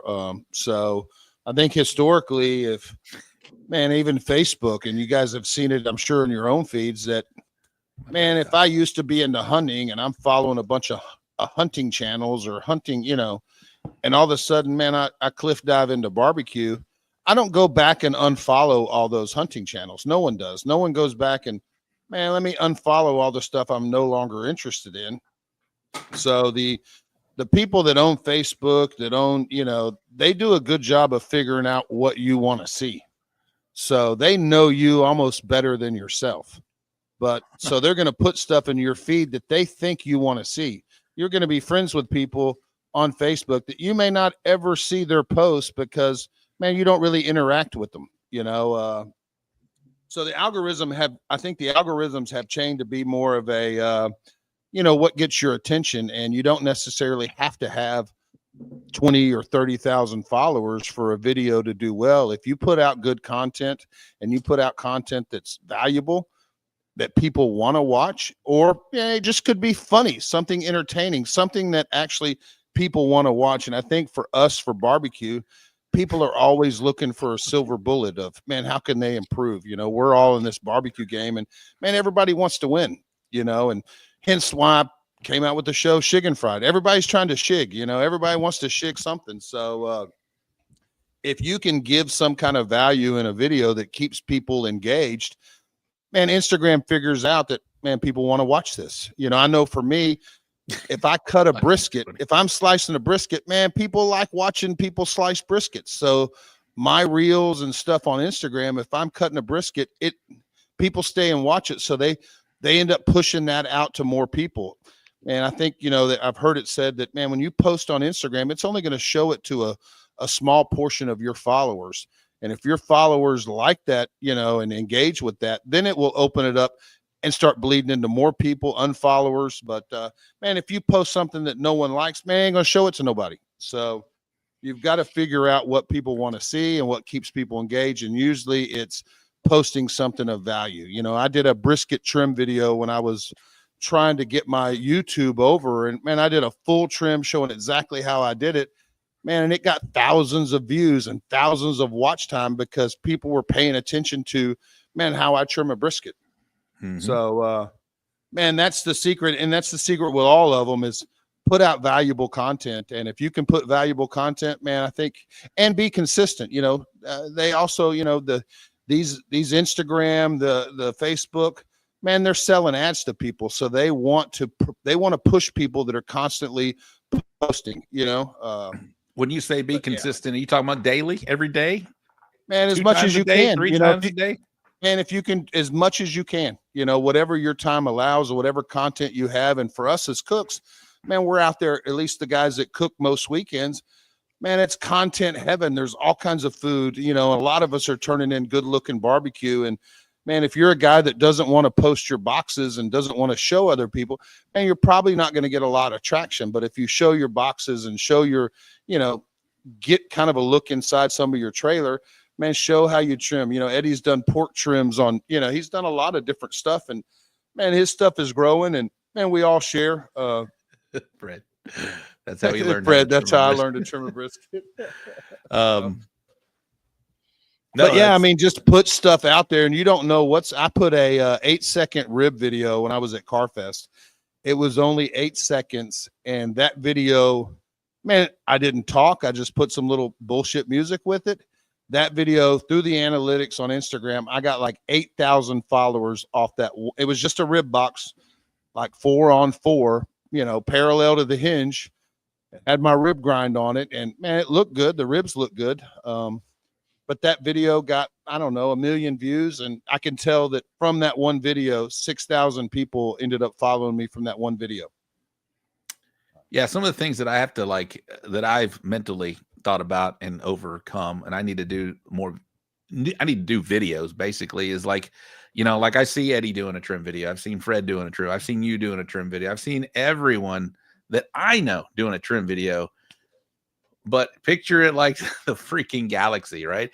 There are so many seas of people out there and views and stuff. They don't know Eddie. They don't know me. They don't know you, Bill. And so these things are going to hit all these different people. So yeah, the guys that we know, they're going to see it, but it's the guys that we don't know. It's all these people out there that the barbecue community is so huge outside of competition barbecue that sometimes we don't realize it, but it's something out there that's going to help somebody down the line. We don't know who this person is, and it's going to share there. It's going to and there's going to hit all their people, like Bill just said. So it's kind of like when you first started cooking, I mean, I'm sure you watched some YouTube video, but you didn't just watch 100%. one YouTube. You didn't watch one and be like, all right, that's it. That's how I'm going to do it. Man, you watched multiple. Right. And Man, if you put a video of you saucing a brisket, only us in the competition world really sauce a brisket.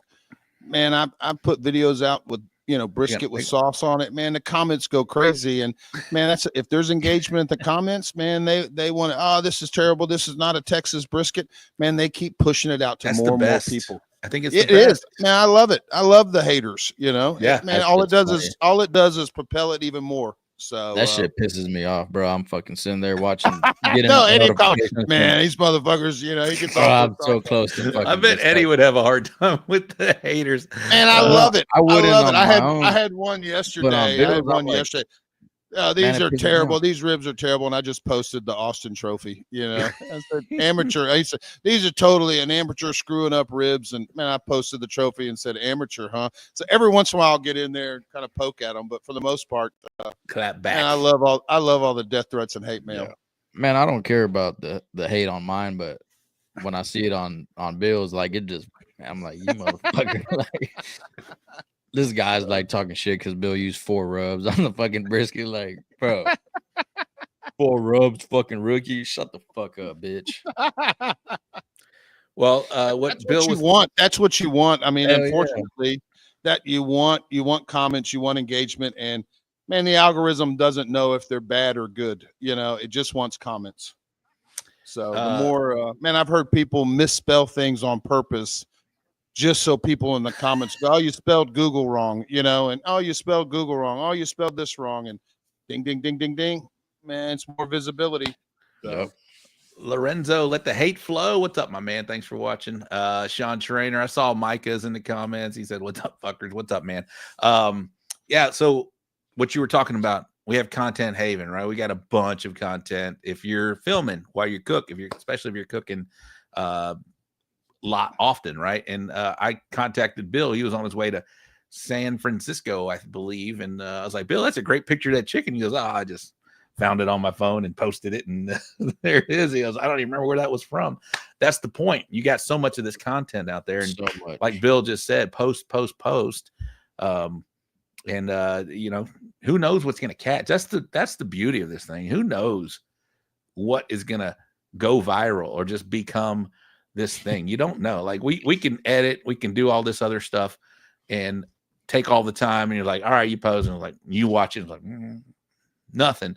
But then you post something stupid stuff. It doesn't matter. I mean, I've got 30,000 followers, and man, I can post a chicken and only 4,000 people see it. Yeah. So, man, maybe that was a slow day for Instagram, and I posted that same rib video that got me 6,000 followers. Man, I've reposted it like 4 months later to see, man, will it work again? Man, it didn't, so I put the same music, the same everything. So there is no, unfortunately, there's no ironclad way of actually doing it, because the same video that got me 6,000 followers, man, I posted it again and it got me, 200 or 100. So, yeah. You got on the wrong table, bro. I got a wrong Instagram table, bro. You got on the wrong table. That's how it is. That's how it works. Okay. Bill, I know you've been on the show. You did your Mount Rushmore back in the day. I don't know if you revisited that or not, but it don't matter. It don't matter. We just this can be the same one, updated. You know how it works. People that have inspired you, helped you along the way. Maybe been a part of your barbecue journey, or it may have changed a little bit. You got 4 on the mountain, 1 in the gift shop, almost made it on the mountain. I'm excited to hear this, Eddie. I'm fucking ready. Y'all ready? We're ready, bro. It's kind of tough, man, because I was thinking about it earlier today. Like, man, who am I going to do? Because, man, there's a lot of people I look up to in barbecue for sure. And there's definitely more than 4 people that I look up to for different reasons. It is tough. Yep. But number one, I'm going to go with Johnny Trigg. Man, I'm gonna have to go Johnny Trigg. He's he's the godfather of barbecue, and man, he's not cooking anymore. And man, I've been lucky enough to get to know him a little bit, and man, I just love the guy to death. He's old. He says what's on his mind, and man, I love everything about him. And him and his wife Trish, man, I feel bad, but man, he's in his late 80s, and man, he's been cooking this whole time. So man, he's definitely number one. the other three are really kind of not necessarily in any kind of order per se, but I would say probably Brad Leininger. Man, he's today's GOAT. The guy has him, and I got to give Tim in there as well. Both of those guys, man, what they've done with the barbecue league and the videos and teaching, they've done so many classes, and man, so many people have upped their game because of what those guys have given back to barbecue. So definitely Brad and Tim. But I guess, can I put them as one? Because, man, I feel like they're both kind of lumped together. We'll allow it. And then I'm going to go with the last two are definitely Fred and Phil. Man, both of those guys have, at different points have taken me under their wing and have helped me. I've taken both of their classes, and, man, I've learned a lot from, Phil was the first real class that I took, and, Fred was the second one, and they both did things a lot different. But, I took nuggets from both of them, and, man, shortly after both of those classes, my barbecue came together, and I felt like both of those guys were extremely transparent in their classes. They told the truth, and even beyond the classes, either one of them I can call today and ask for help, and have done, and equally today, man, those guys have, they've asked me for help at different times too. So we've become really good friends, and but man, growing up into the sport of barbecue or whatnot, man, definitely Fred and Phil. So, but yeah, there's my Rushmore. And man, any of those guys, Brad and Tim, I could call as well. Man, I could call Johnny as well. And I did talk to Johnny a couple weeks ago, or no, about maybe a month ago. And yeah, I'm not cooking anymore. But tell me about your rib grind. It was kind of funny. Like, I thought you weren't cooking, and now you want to know about the rib grind, So is he officially retired, or He is. He's officially. Reagan talked to him the other day because we were at the A show with Reagan, and him and Reagan are pretty close. And right, I'd asked Reagan, man, if you talked to Johnny after you guys won Houston, he said, man, I'm going to call him. And man, Reagan called him, and man, kind of gave me a report card of how he's doing, and man, they seem to be doing okay. But yeah, Johnny Trigg is officially retired. So okay.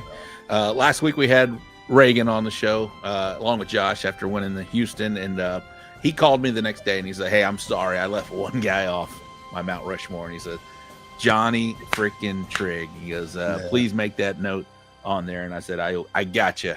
So Reagan, barefoot Reagan, puts Johnny Trigg on his mountain as well, and he's on a lot of people's mountains, man. The guy's a Texas legend. He's one of the guys that we saw early on, just being one of the barbecue celebrities in Texas. And when you see him at a contest, it's like, holy shit, there's Johnny Trigg, right back in the day. And I wish him all the best. I hope he's doing okay. And it's gonna suck not seeing him out on the barbecue. Man, I got to cook next to him at World Foods. We were next to each other at World Foods a couple of years ago, so our camps were next door neighbors. And he made finals and I made finals, and JD had to leave. And JD's like, "Can you help him with filling out all the online stuff?" Because you had to kind of go online for finals at World Foods and fill out the dish. And Johnny's not internet savvy, if you will, so. Man, I got his passcode from the organizers there. Me and Johnny sat down and wrote out his recipes. He talked it to me, and I typed it all up. And man, he ended up beating me in the finals, which, man, I was happy to, But it was really cool to hang out with him that weekend. And we were all kind of parked away from the door. They had like a big barbecue demo area where people were doing, ribs and doing live fire stuff, but all those guys left. And I'm like, "Johnny, I think in the morning after everybody's gone, I'm going to move my trailer over there right by the door." And he's like, "Man, let's do it in the middle of the night, Bill, so nobody can see us, and I'll move right next to you." So me and him, like in the middle of the night when no one's there, we're moving our rigs right by the door. So we had, we're right there close to turn in, and man, it was super cool to hang out with him that weekend. So awesome. Got somebody you can put on the gift shop. Almost made it on the mountain. We can maybe put Tim there, but you do whatever you want to do. Who'd you say? Who should So I put? you have 4 on the mountain. You can put 1 in the gift shop to get a nice little bobblehead. They didn't Yeah, quite make it. man. And we'll put Tim, if you are not counting him Yeah, on there we go. Tim. Man, what he's done with Blues Hog and the brand, he's bigger than competition barbecue. You know, he's taking his brand to Walmart and all over the place, man. The guy's HEB, I saw. HEB. Yeah. He's got his own line of pigs. He's got his own line of briskets, of meat. I mean, he's got drums full, now. Man, full circle of man. He's really doubling down on Charcoal. everything. So. He's got it all, man. It's awesome. He's got it all. You know. All right. And lastly, these are fun. Barbecue Homie. Who's somebody you call all the time? I think we already know who this might be. Somebody you call all the time. You know it's going to be Phil Breeden. So Phil Breeden, Barbecue Homie. Yeah. And then Eddie. Well, you get a gumball machine, homie. A gumball machine. The next person you call when Phil can't make it. Man, I think his name is Eddie Robles. Who the fuck is that? They're 2 different people. Eddie Robles. Y'all don't know him? I don't know Eddie Robles. You don't know Eddie Robles? No. What about Fred Morales? All right, they get 2. They're a mixed bag in the gumball machine. All right, a pimp has their own line of pugs as well. Okay, I'm not sure. Tim Blues Hawk, yes, he is the on there. We have Phil Breeden as the barbecue homie, and the Eddie Robles and Fred Morales. Now you're gonna fuck me up because I'm gonna say those names later down the line. All right,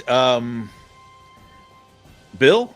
Before we get to a couple rate my boxes, before we get out of here, anything that we failed to mention? What's new with chicken fried? I have one. Man, I will say this.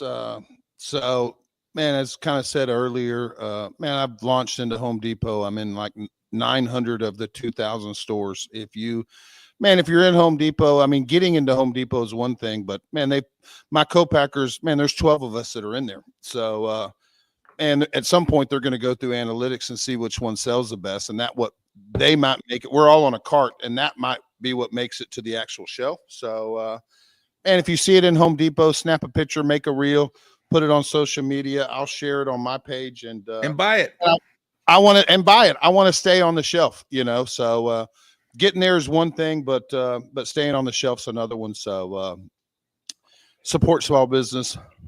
Check your local Home Depot and share. Great advice. Eddie, anything last thing for Bill before we No. Rate some boxes? Yeah, let's fucking do it, bro. I have one last question for Bill. Bill, you are like I said, mentioned earlier, you're at the top of the standings in CBA right now. What are your goals 2025 before we get to the boxes and get out of here? Man, I enjoy cooking. I enjoy competition barbecue, but I feel like for my brand, in order for me to grow outside into the backyard, I got to keep hammering down on social media, and a lot of that, I feel like I really want to get more into spending time on my YouTube channel. So, so my goal this year is really more social media. Man, I would like to, man, it would be nice to finish number 1. So don't get me wrong. If towards the end of the season, I'm in a position where I could finish number 1, I will probably say, forget social media. And, you know, just because my heart and my passion is, man, it is competition barbecue. I love everything about it, but equally so, in order for me not have to go get another daytime job, which I don't want to do, man, my brand's got to be bigger than competition barbecue. So, it just has to be. There's just only so much money you can make selling, you know, a bottle of rub. And our numbers for competition barbecue, if you look at how many teams actually have points in all the sanctioning bodies, you know, it's probably less than a couple of thousand between KCBS, CBA, IBCA, Outlaw. Man, there's only it's probably less than 5,000 people that are actually going out there and actually doing comps. Whereas, man, there's probably 70 million people cooking in the backyard. So what we do is very niche, and drop in the anybody ocean that has a rub can't really make it just selling to comp cooks. So, and for us as comp cooks, most people are loyal. You know, there's a lot of brand loyalty with comp cooks to where, man, people like your brand, you know, and we're all superstitious. If you did a courtesy sprinkle of rib grind on your chicken and you got a first place, you know what, man, you're going to be doing that every week. Whereas the backyard, most people aren't really brand loyal, and man, they're walking into an Ace Hardware. Oh, this week I'm going to try this, and this week I'm going to try that. And they're constantly, you know, they're not necessarily as brand loyal as we are. But, you know, unfortunately, you know, to make it, you kind of not be like an airline where you need, you know, there's not one person you need all of them. You need everybody booking flights in order for British Airways to, you know, stay in business. That's what you need, you know, to take it to where, like I said, I don't have to actually go out and get a job. So, all righty, there he was, Mr. Bill Purvis. You ready to rate a few boxes? Not a whole lot. It's already 9:45. We're not going to be here very long, but Bill is the master of making boxes look amazing. So we got Mr. Bill Purvis in the house. We got myself, we got producer Ty, and we got Mr. 7, Eddie Morales, sitting there ready to kill some boxes. Break over here. some hearts. Ty Cobb, producer Ty, go ahead and put a few up there. And Gooder Gang, do your thing. You guys know what to do. Put scores. 10 is excellent. 9 is very good. 8 is fair. And 7s are personal. I got a 7 this weekend. Did you really? I did. 7s are personal. Judge 1 through 5 were awesome, and it happened to be 6. I know we teased Judge 6, but this guy did not like ribs at all. All right, Chris Davis in the house. What's up, man? Eddie's the master of nothing. Okay, I didn't mean to highlight that comment, but there we go. 10, 9, 10, 10, 10. Bell Clark in the house. 9. Nicho 10. Chris Davis can't give it 6. Give anything less than an 8. Please put an extra. All right, nice bass boating. I love that the vernacular of this show is out in the barbecue world, some of this stuff here. All right, I'll go first here. I fancy myself as a chicken guy. I love this. This is a 10 for me. It looks like they got some rib grind on this thing, but the bass boating is nice. I like that the sauce is baked in, set in. It's not saucy, over sauced. The wingtip is fine. You know, I'm not team no wingtip, but that's a 10 for me. Bill Purvis, what you say? Man, it's a 10 all day. Yeah, I think it looks great. I think it looks good. Eddie? Man, I can't disagree. I think it's a 10. Holy shit, we got a 10. Oh, next. We got 3 10s right off the bat. All right. This is somebody that watches the show. And it's not my box. Gooder Gang, do your thing here. I gave Eddie a 6. Oh, wait, I gave a 6 so Eddie didn't have to. That was a 10, Chris. Come on. Now, this may be something different here. Bell Clark, 9. 9, a little dark. 10. Mario, what's up, Mario? G. Walt looked in my, at awards, I had my turn-in box. And he's like, man, what'd you bring your turn-in box? What you got in there, man? He's thinking there was like a turn-in in there. And it was full of beer. Yeah. That's a nice little ice chest if you run into a pinch. 10, Michael. 9, little dark. Brandon. 10, Sergio. 9, Steven. All right. Eddie, you're up first, my man. Man, I don't really like the wings. But I like the color on this chicken. I'll give it a 9. All right, Bill. I'm going 10, man. I like it. It could be a lighting issue. You know, most of these trailers were in there and they don't, you know, I mean, I obviously do a lot of videos in my trailer and, man, sometimes the picture taken, man, doesn't match. Man, a lot of times the pictures are darker than what it looks like in reality. So, man, I'll give it a 10. I'm going to give this a 9. I love the bird. If the bird were in there all by itself, it's 10 all day. I loved everything about it.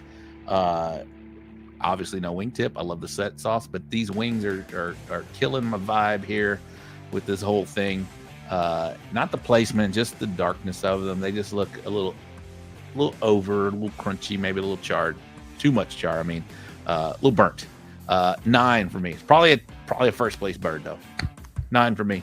Next, we almost had a nice box tie. Sorry, I ruined that for the group there.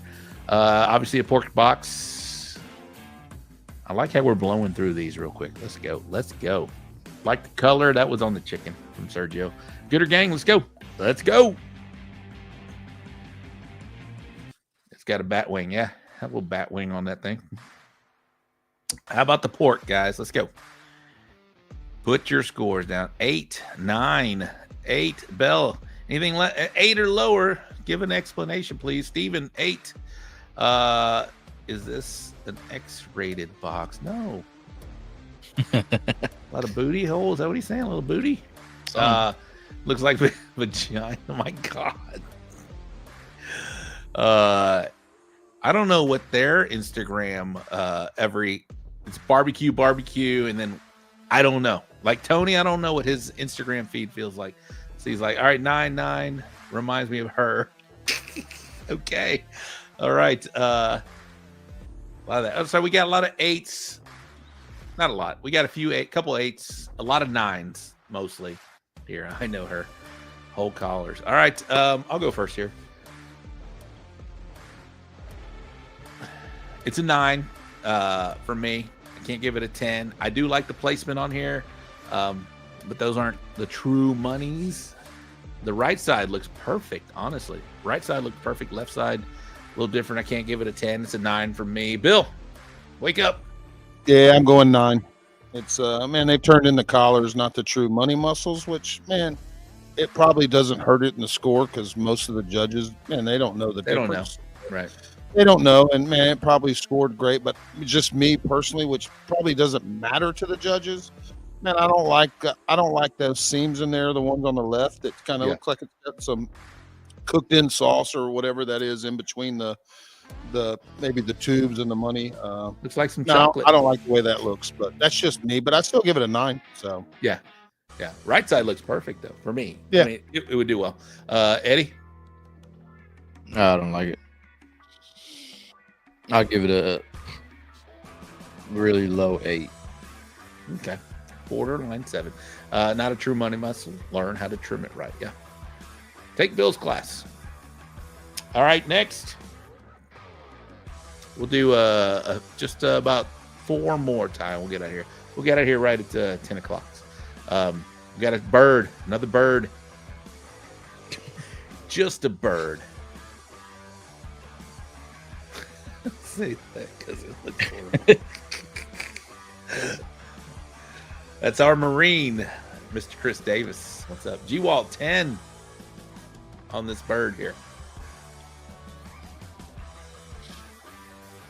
Hey, Bill, Eddie, if you're doing a half thing, are halves still doing okay? What do you think? You need to fill the box. There's a lot of foil here in this picture here.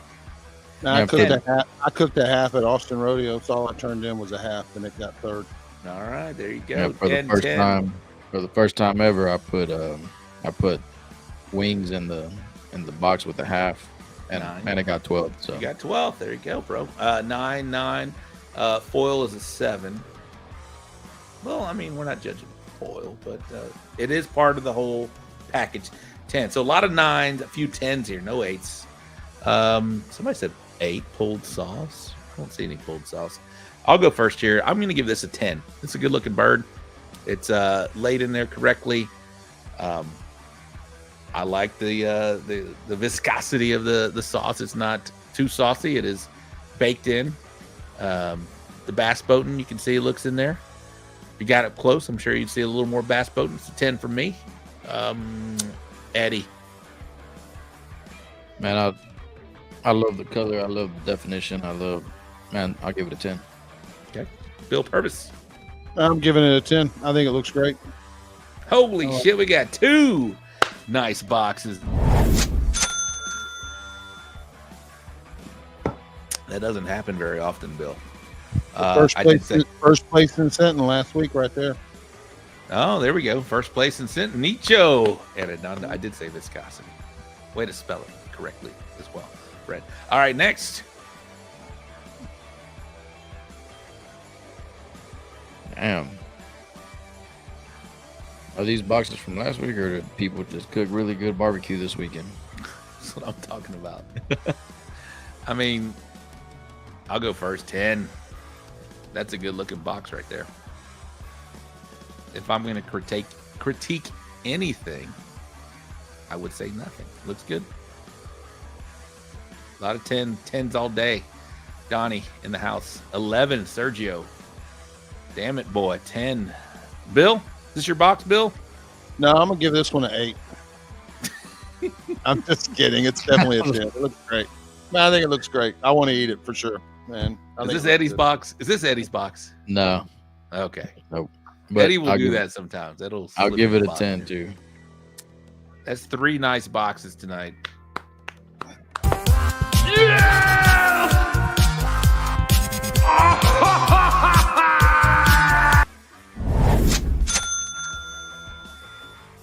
Go producer Ty. Next.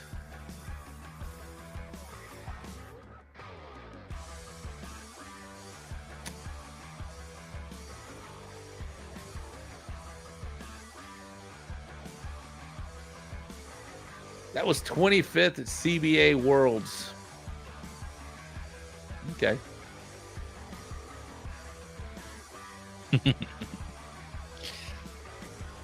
Flavor must have sucked. No, I'm just kidding, Steve. Just kidding. That was a good looking box though, bro. All right, we got the ribs up next. 9 G-Walt.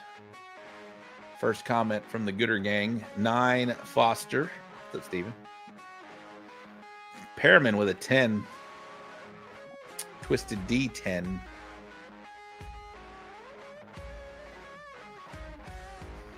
I'm going to let Eddie go first on this guy. 10 Firebox. 9 the dude. 10 Bell. 10 Fire Hector. 10 9 Need More Pepper. All right, Eddie, go for it. Man, I'm not really a fan. I don't care about the number of ribs, but they're really fucking long. Let me go 8, man. An 8. What don't you like about it? Well, that whole crispy tip that they left on there. Yep.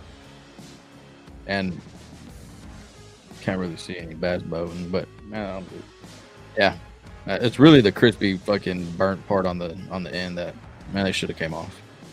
I'm gonna go 8 as well. Crispy ends. I don't see any bass boating. A little saucy in my opinion for me. The size of the ribs are fine.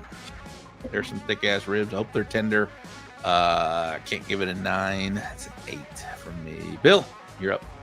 Man, I give it probably a 9 as well. They're just a little bit dark on the tips, but that could be the lighting as well. So I'm teetering between 9 and 10.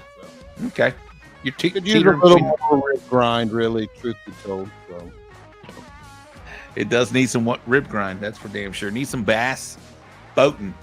All right, 2 more time. We'll get out of here.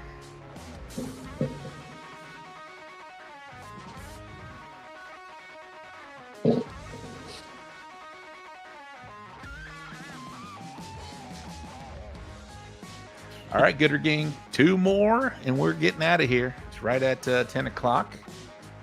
Shout out to Bill Purvis, producer Ty, the Pit Father Barbecue, Eddie Morales, G-Walt, 6. Can't give it a 6, but he said hell. No, where's Jackie? I love Jackie's comments. Jackie doesn't score. She just puts comments like, no, thank you. Something like that, or worse. 9, Stephen Foster.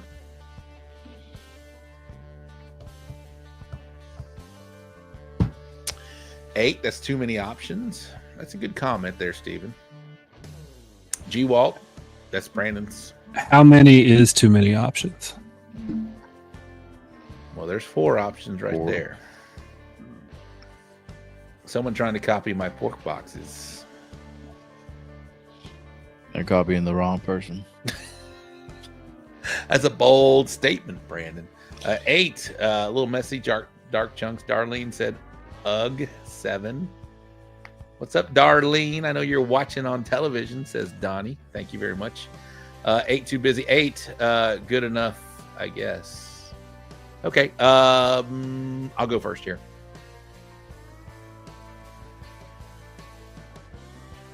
I appreciate the effort. You gave 4 options. You got pulled. You got the monies. More pulled. And then more monies on the right, top right. And some maybe bacon on there. Execution is a little too much. It doesn't scream clean. Like it's too much going on here. I got to give it an 8. Sorry, but that's good effort. Good effort. 8. Probably first place though. Eddie. Well, go ahead and give the first 7 of the night. Yeah, that pulled at the bottom just shouldn't be there. I don't think. I'm not a big fan of that. Monies don't. Definitely chopped on the bottom. Yeah, there, but yeah, whatever it is, shouldn't be there. Billy.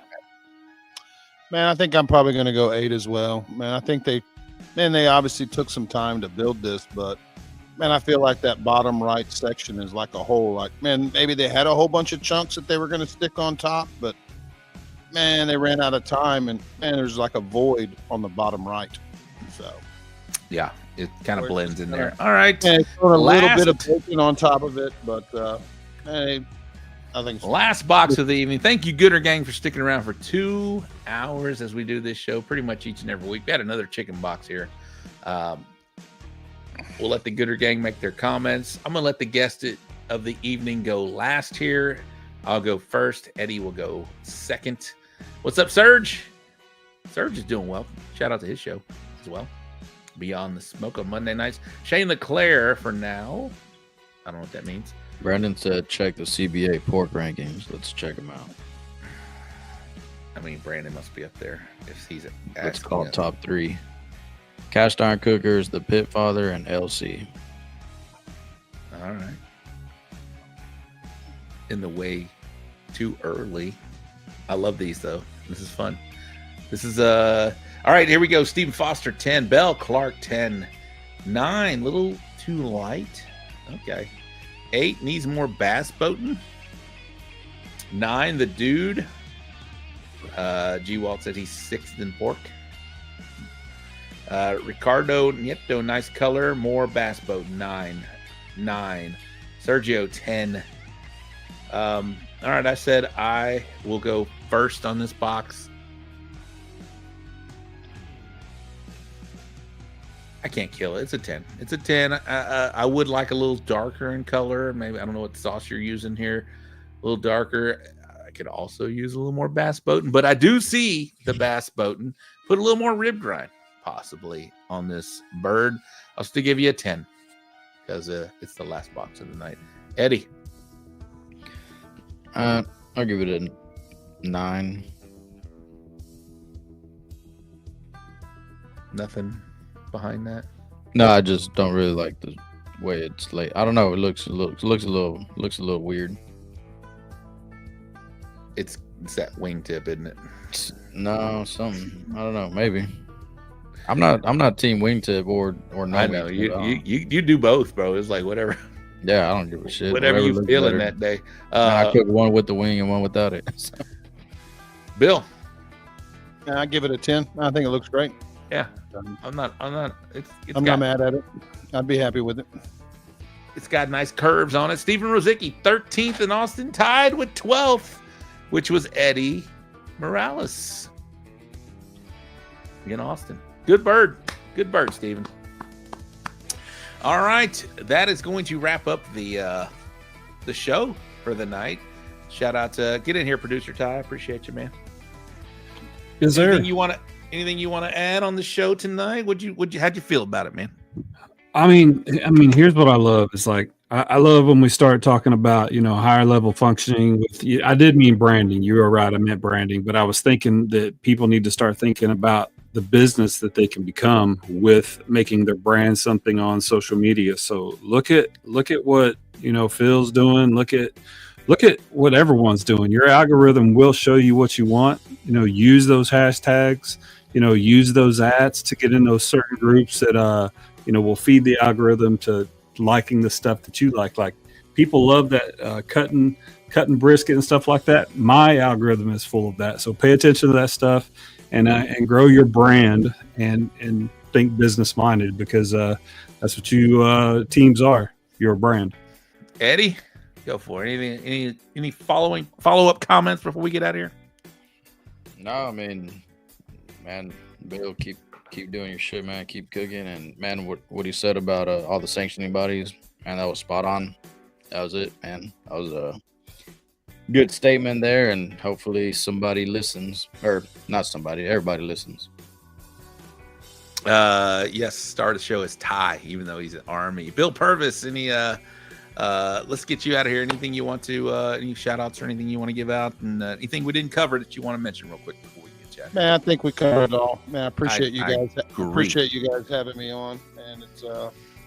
And it's Smoking Gooder Show has been a staple my whole barbecue career. So man, I love what you guys are doing, and man, it's been great to watch the show develop. And man, you set the bar pretty high for all the shows, Rob. Great job. Thank you, Bill. Appreciate that. That's Mr. Bill Purvis. We'll drop them down. We were not going to keep you along at all after this real quick, but just stick around just real quick. But for producer Ty, Eddie Morales, the Pit Father Barbecue, my name is Robert Roach. I give a shout out to Bill Purvis. Like I mentioned earlier, I've seen his meteoric rise from humble beginnings to where he is now. We've talked about it on this show tonight, where he started, where he's come. He just wiped the field at Barbecue Austin this past weekend, and he's doing great in social media, and he had some great advice. So what a great ambassador for barbecue. I'm proud to call him a good friend of mine. And that's going to wrap up the show tonight. That is episode 298, ladies and gentlemen. That means we're coming up close on our 300th episode. That's going to be in 2 weeks, 300th episode. I can't wait to showcase that. I got something lined up for that. So, all right, that's going to wrap up the show tonight. Shout out to Bill Purvis. Shout out to Eddie Morales. Shout out to producer Ty. My name is Robert Rocha. We'll see you. Hopefully you're in Weatherford this weekend. If you are, come say hi. I got decals for you. Other than that, I'll see you next weekend, Wednesday night, 8 o'clock. That's the rest of the show. Close us out, Case. This is Bill Purvis with Chicken Fried Barbecue, and you're watching the So Smoking Gooder Show. Boom. Good night to all of you wonderful people in Barbecue Nation. You too, California.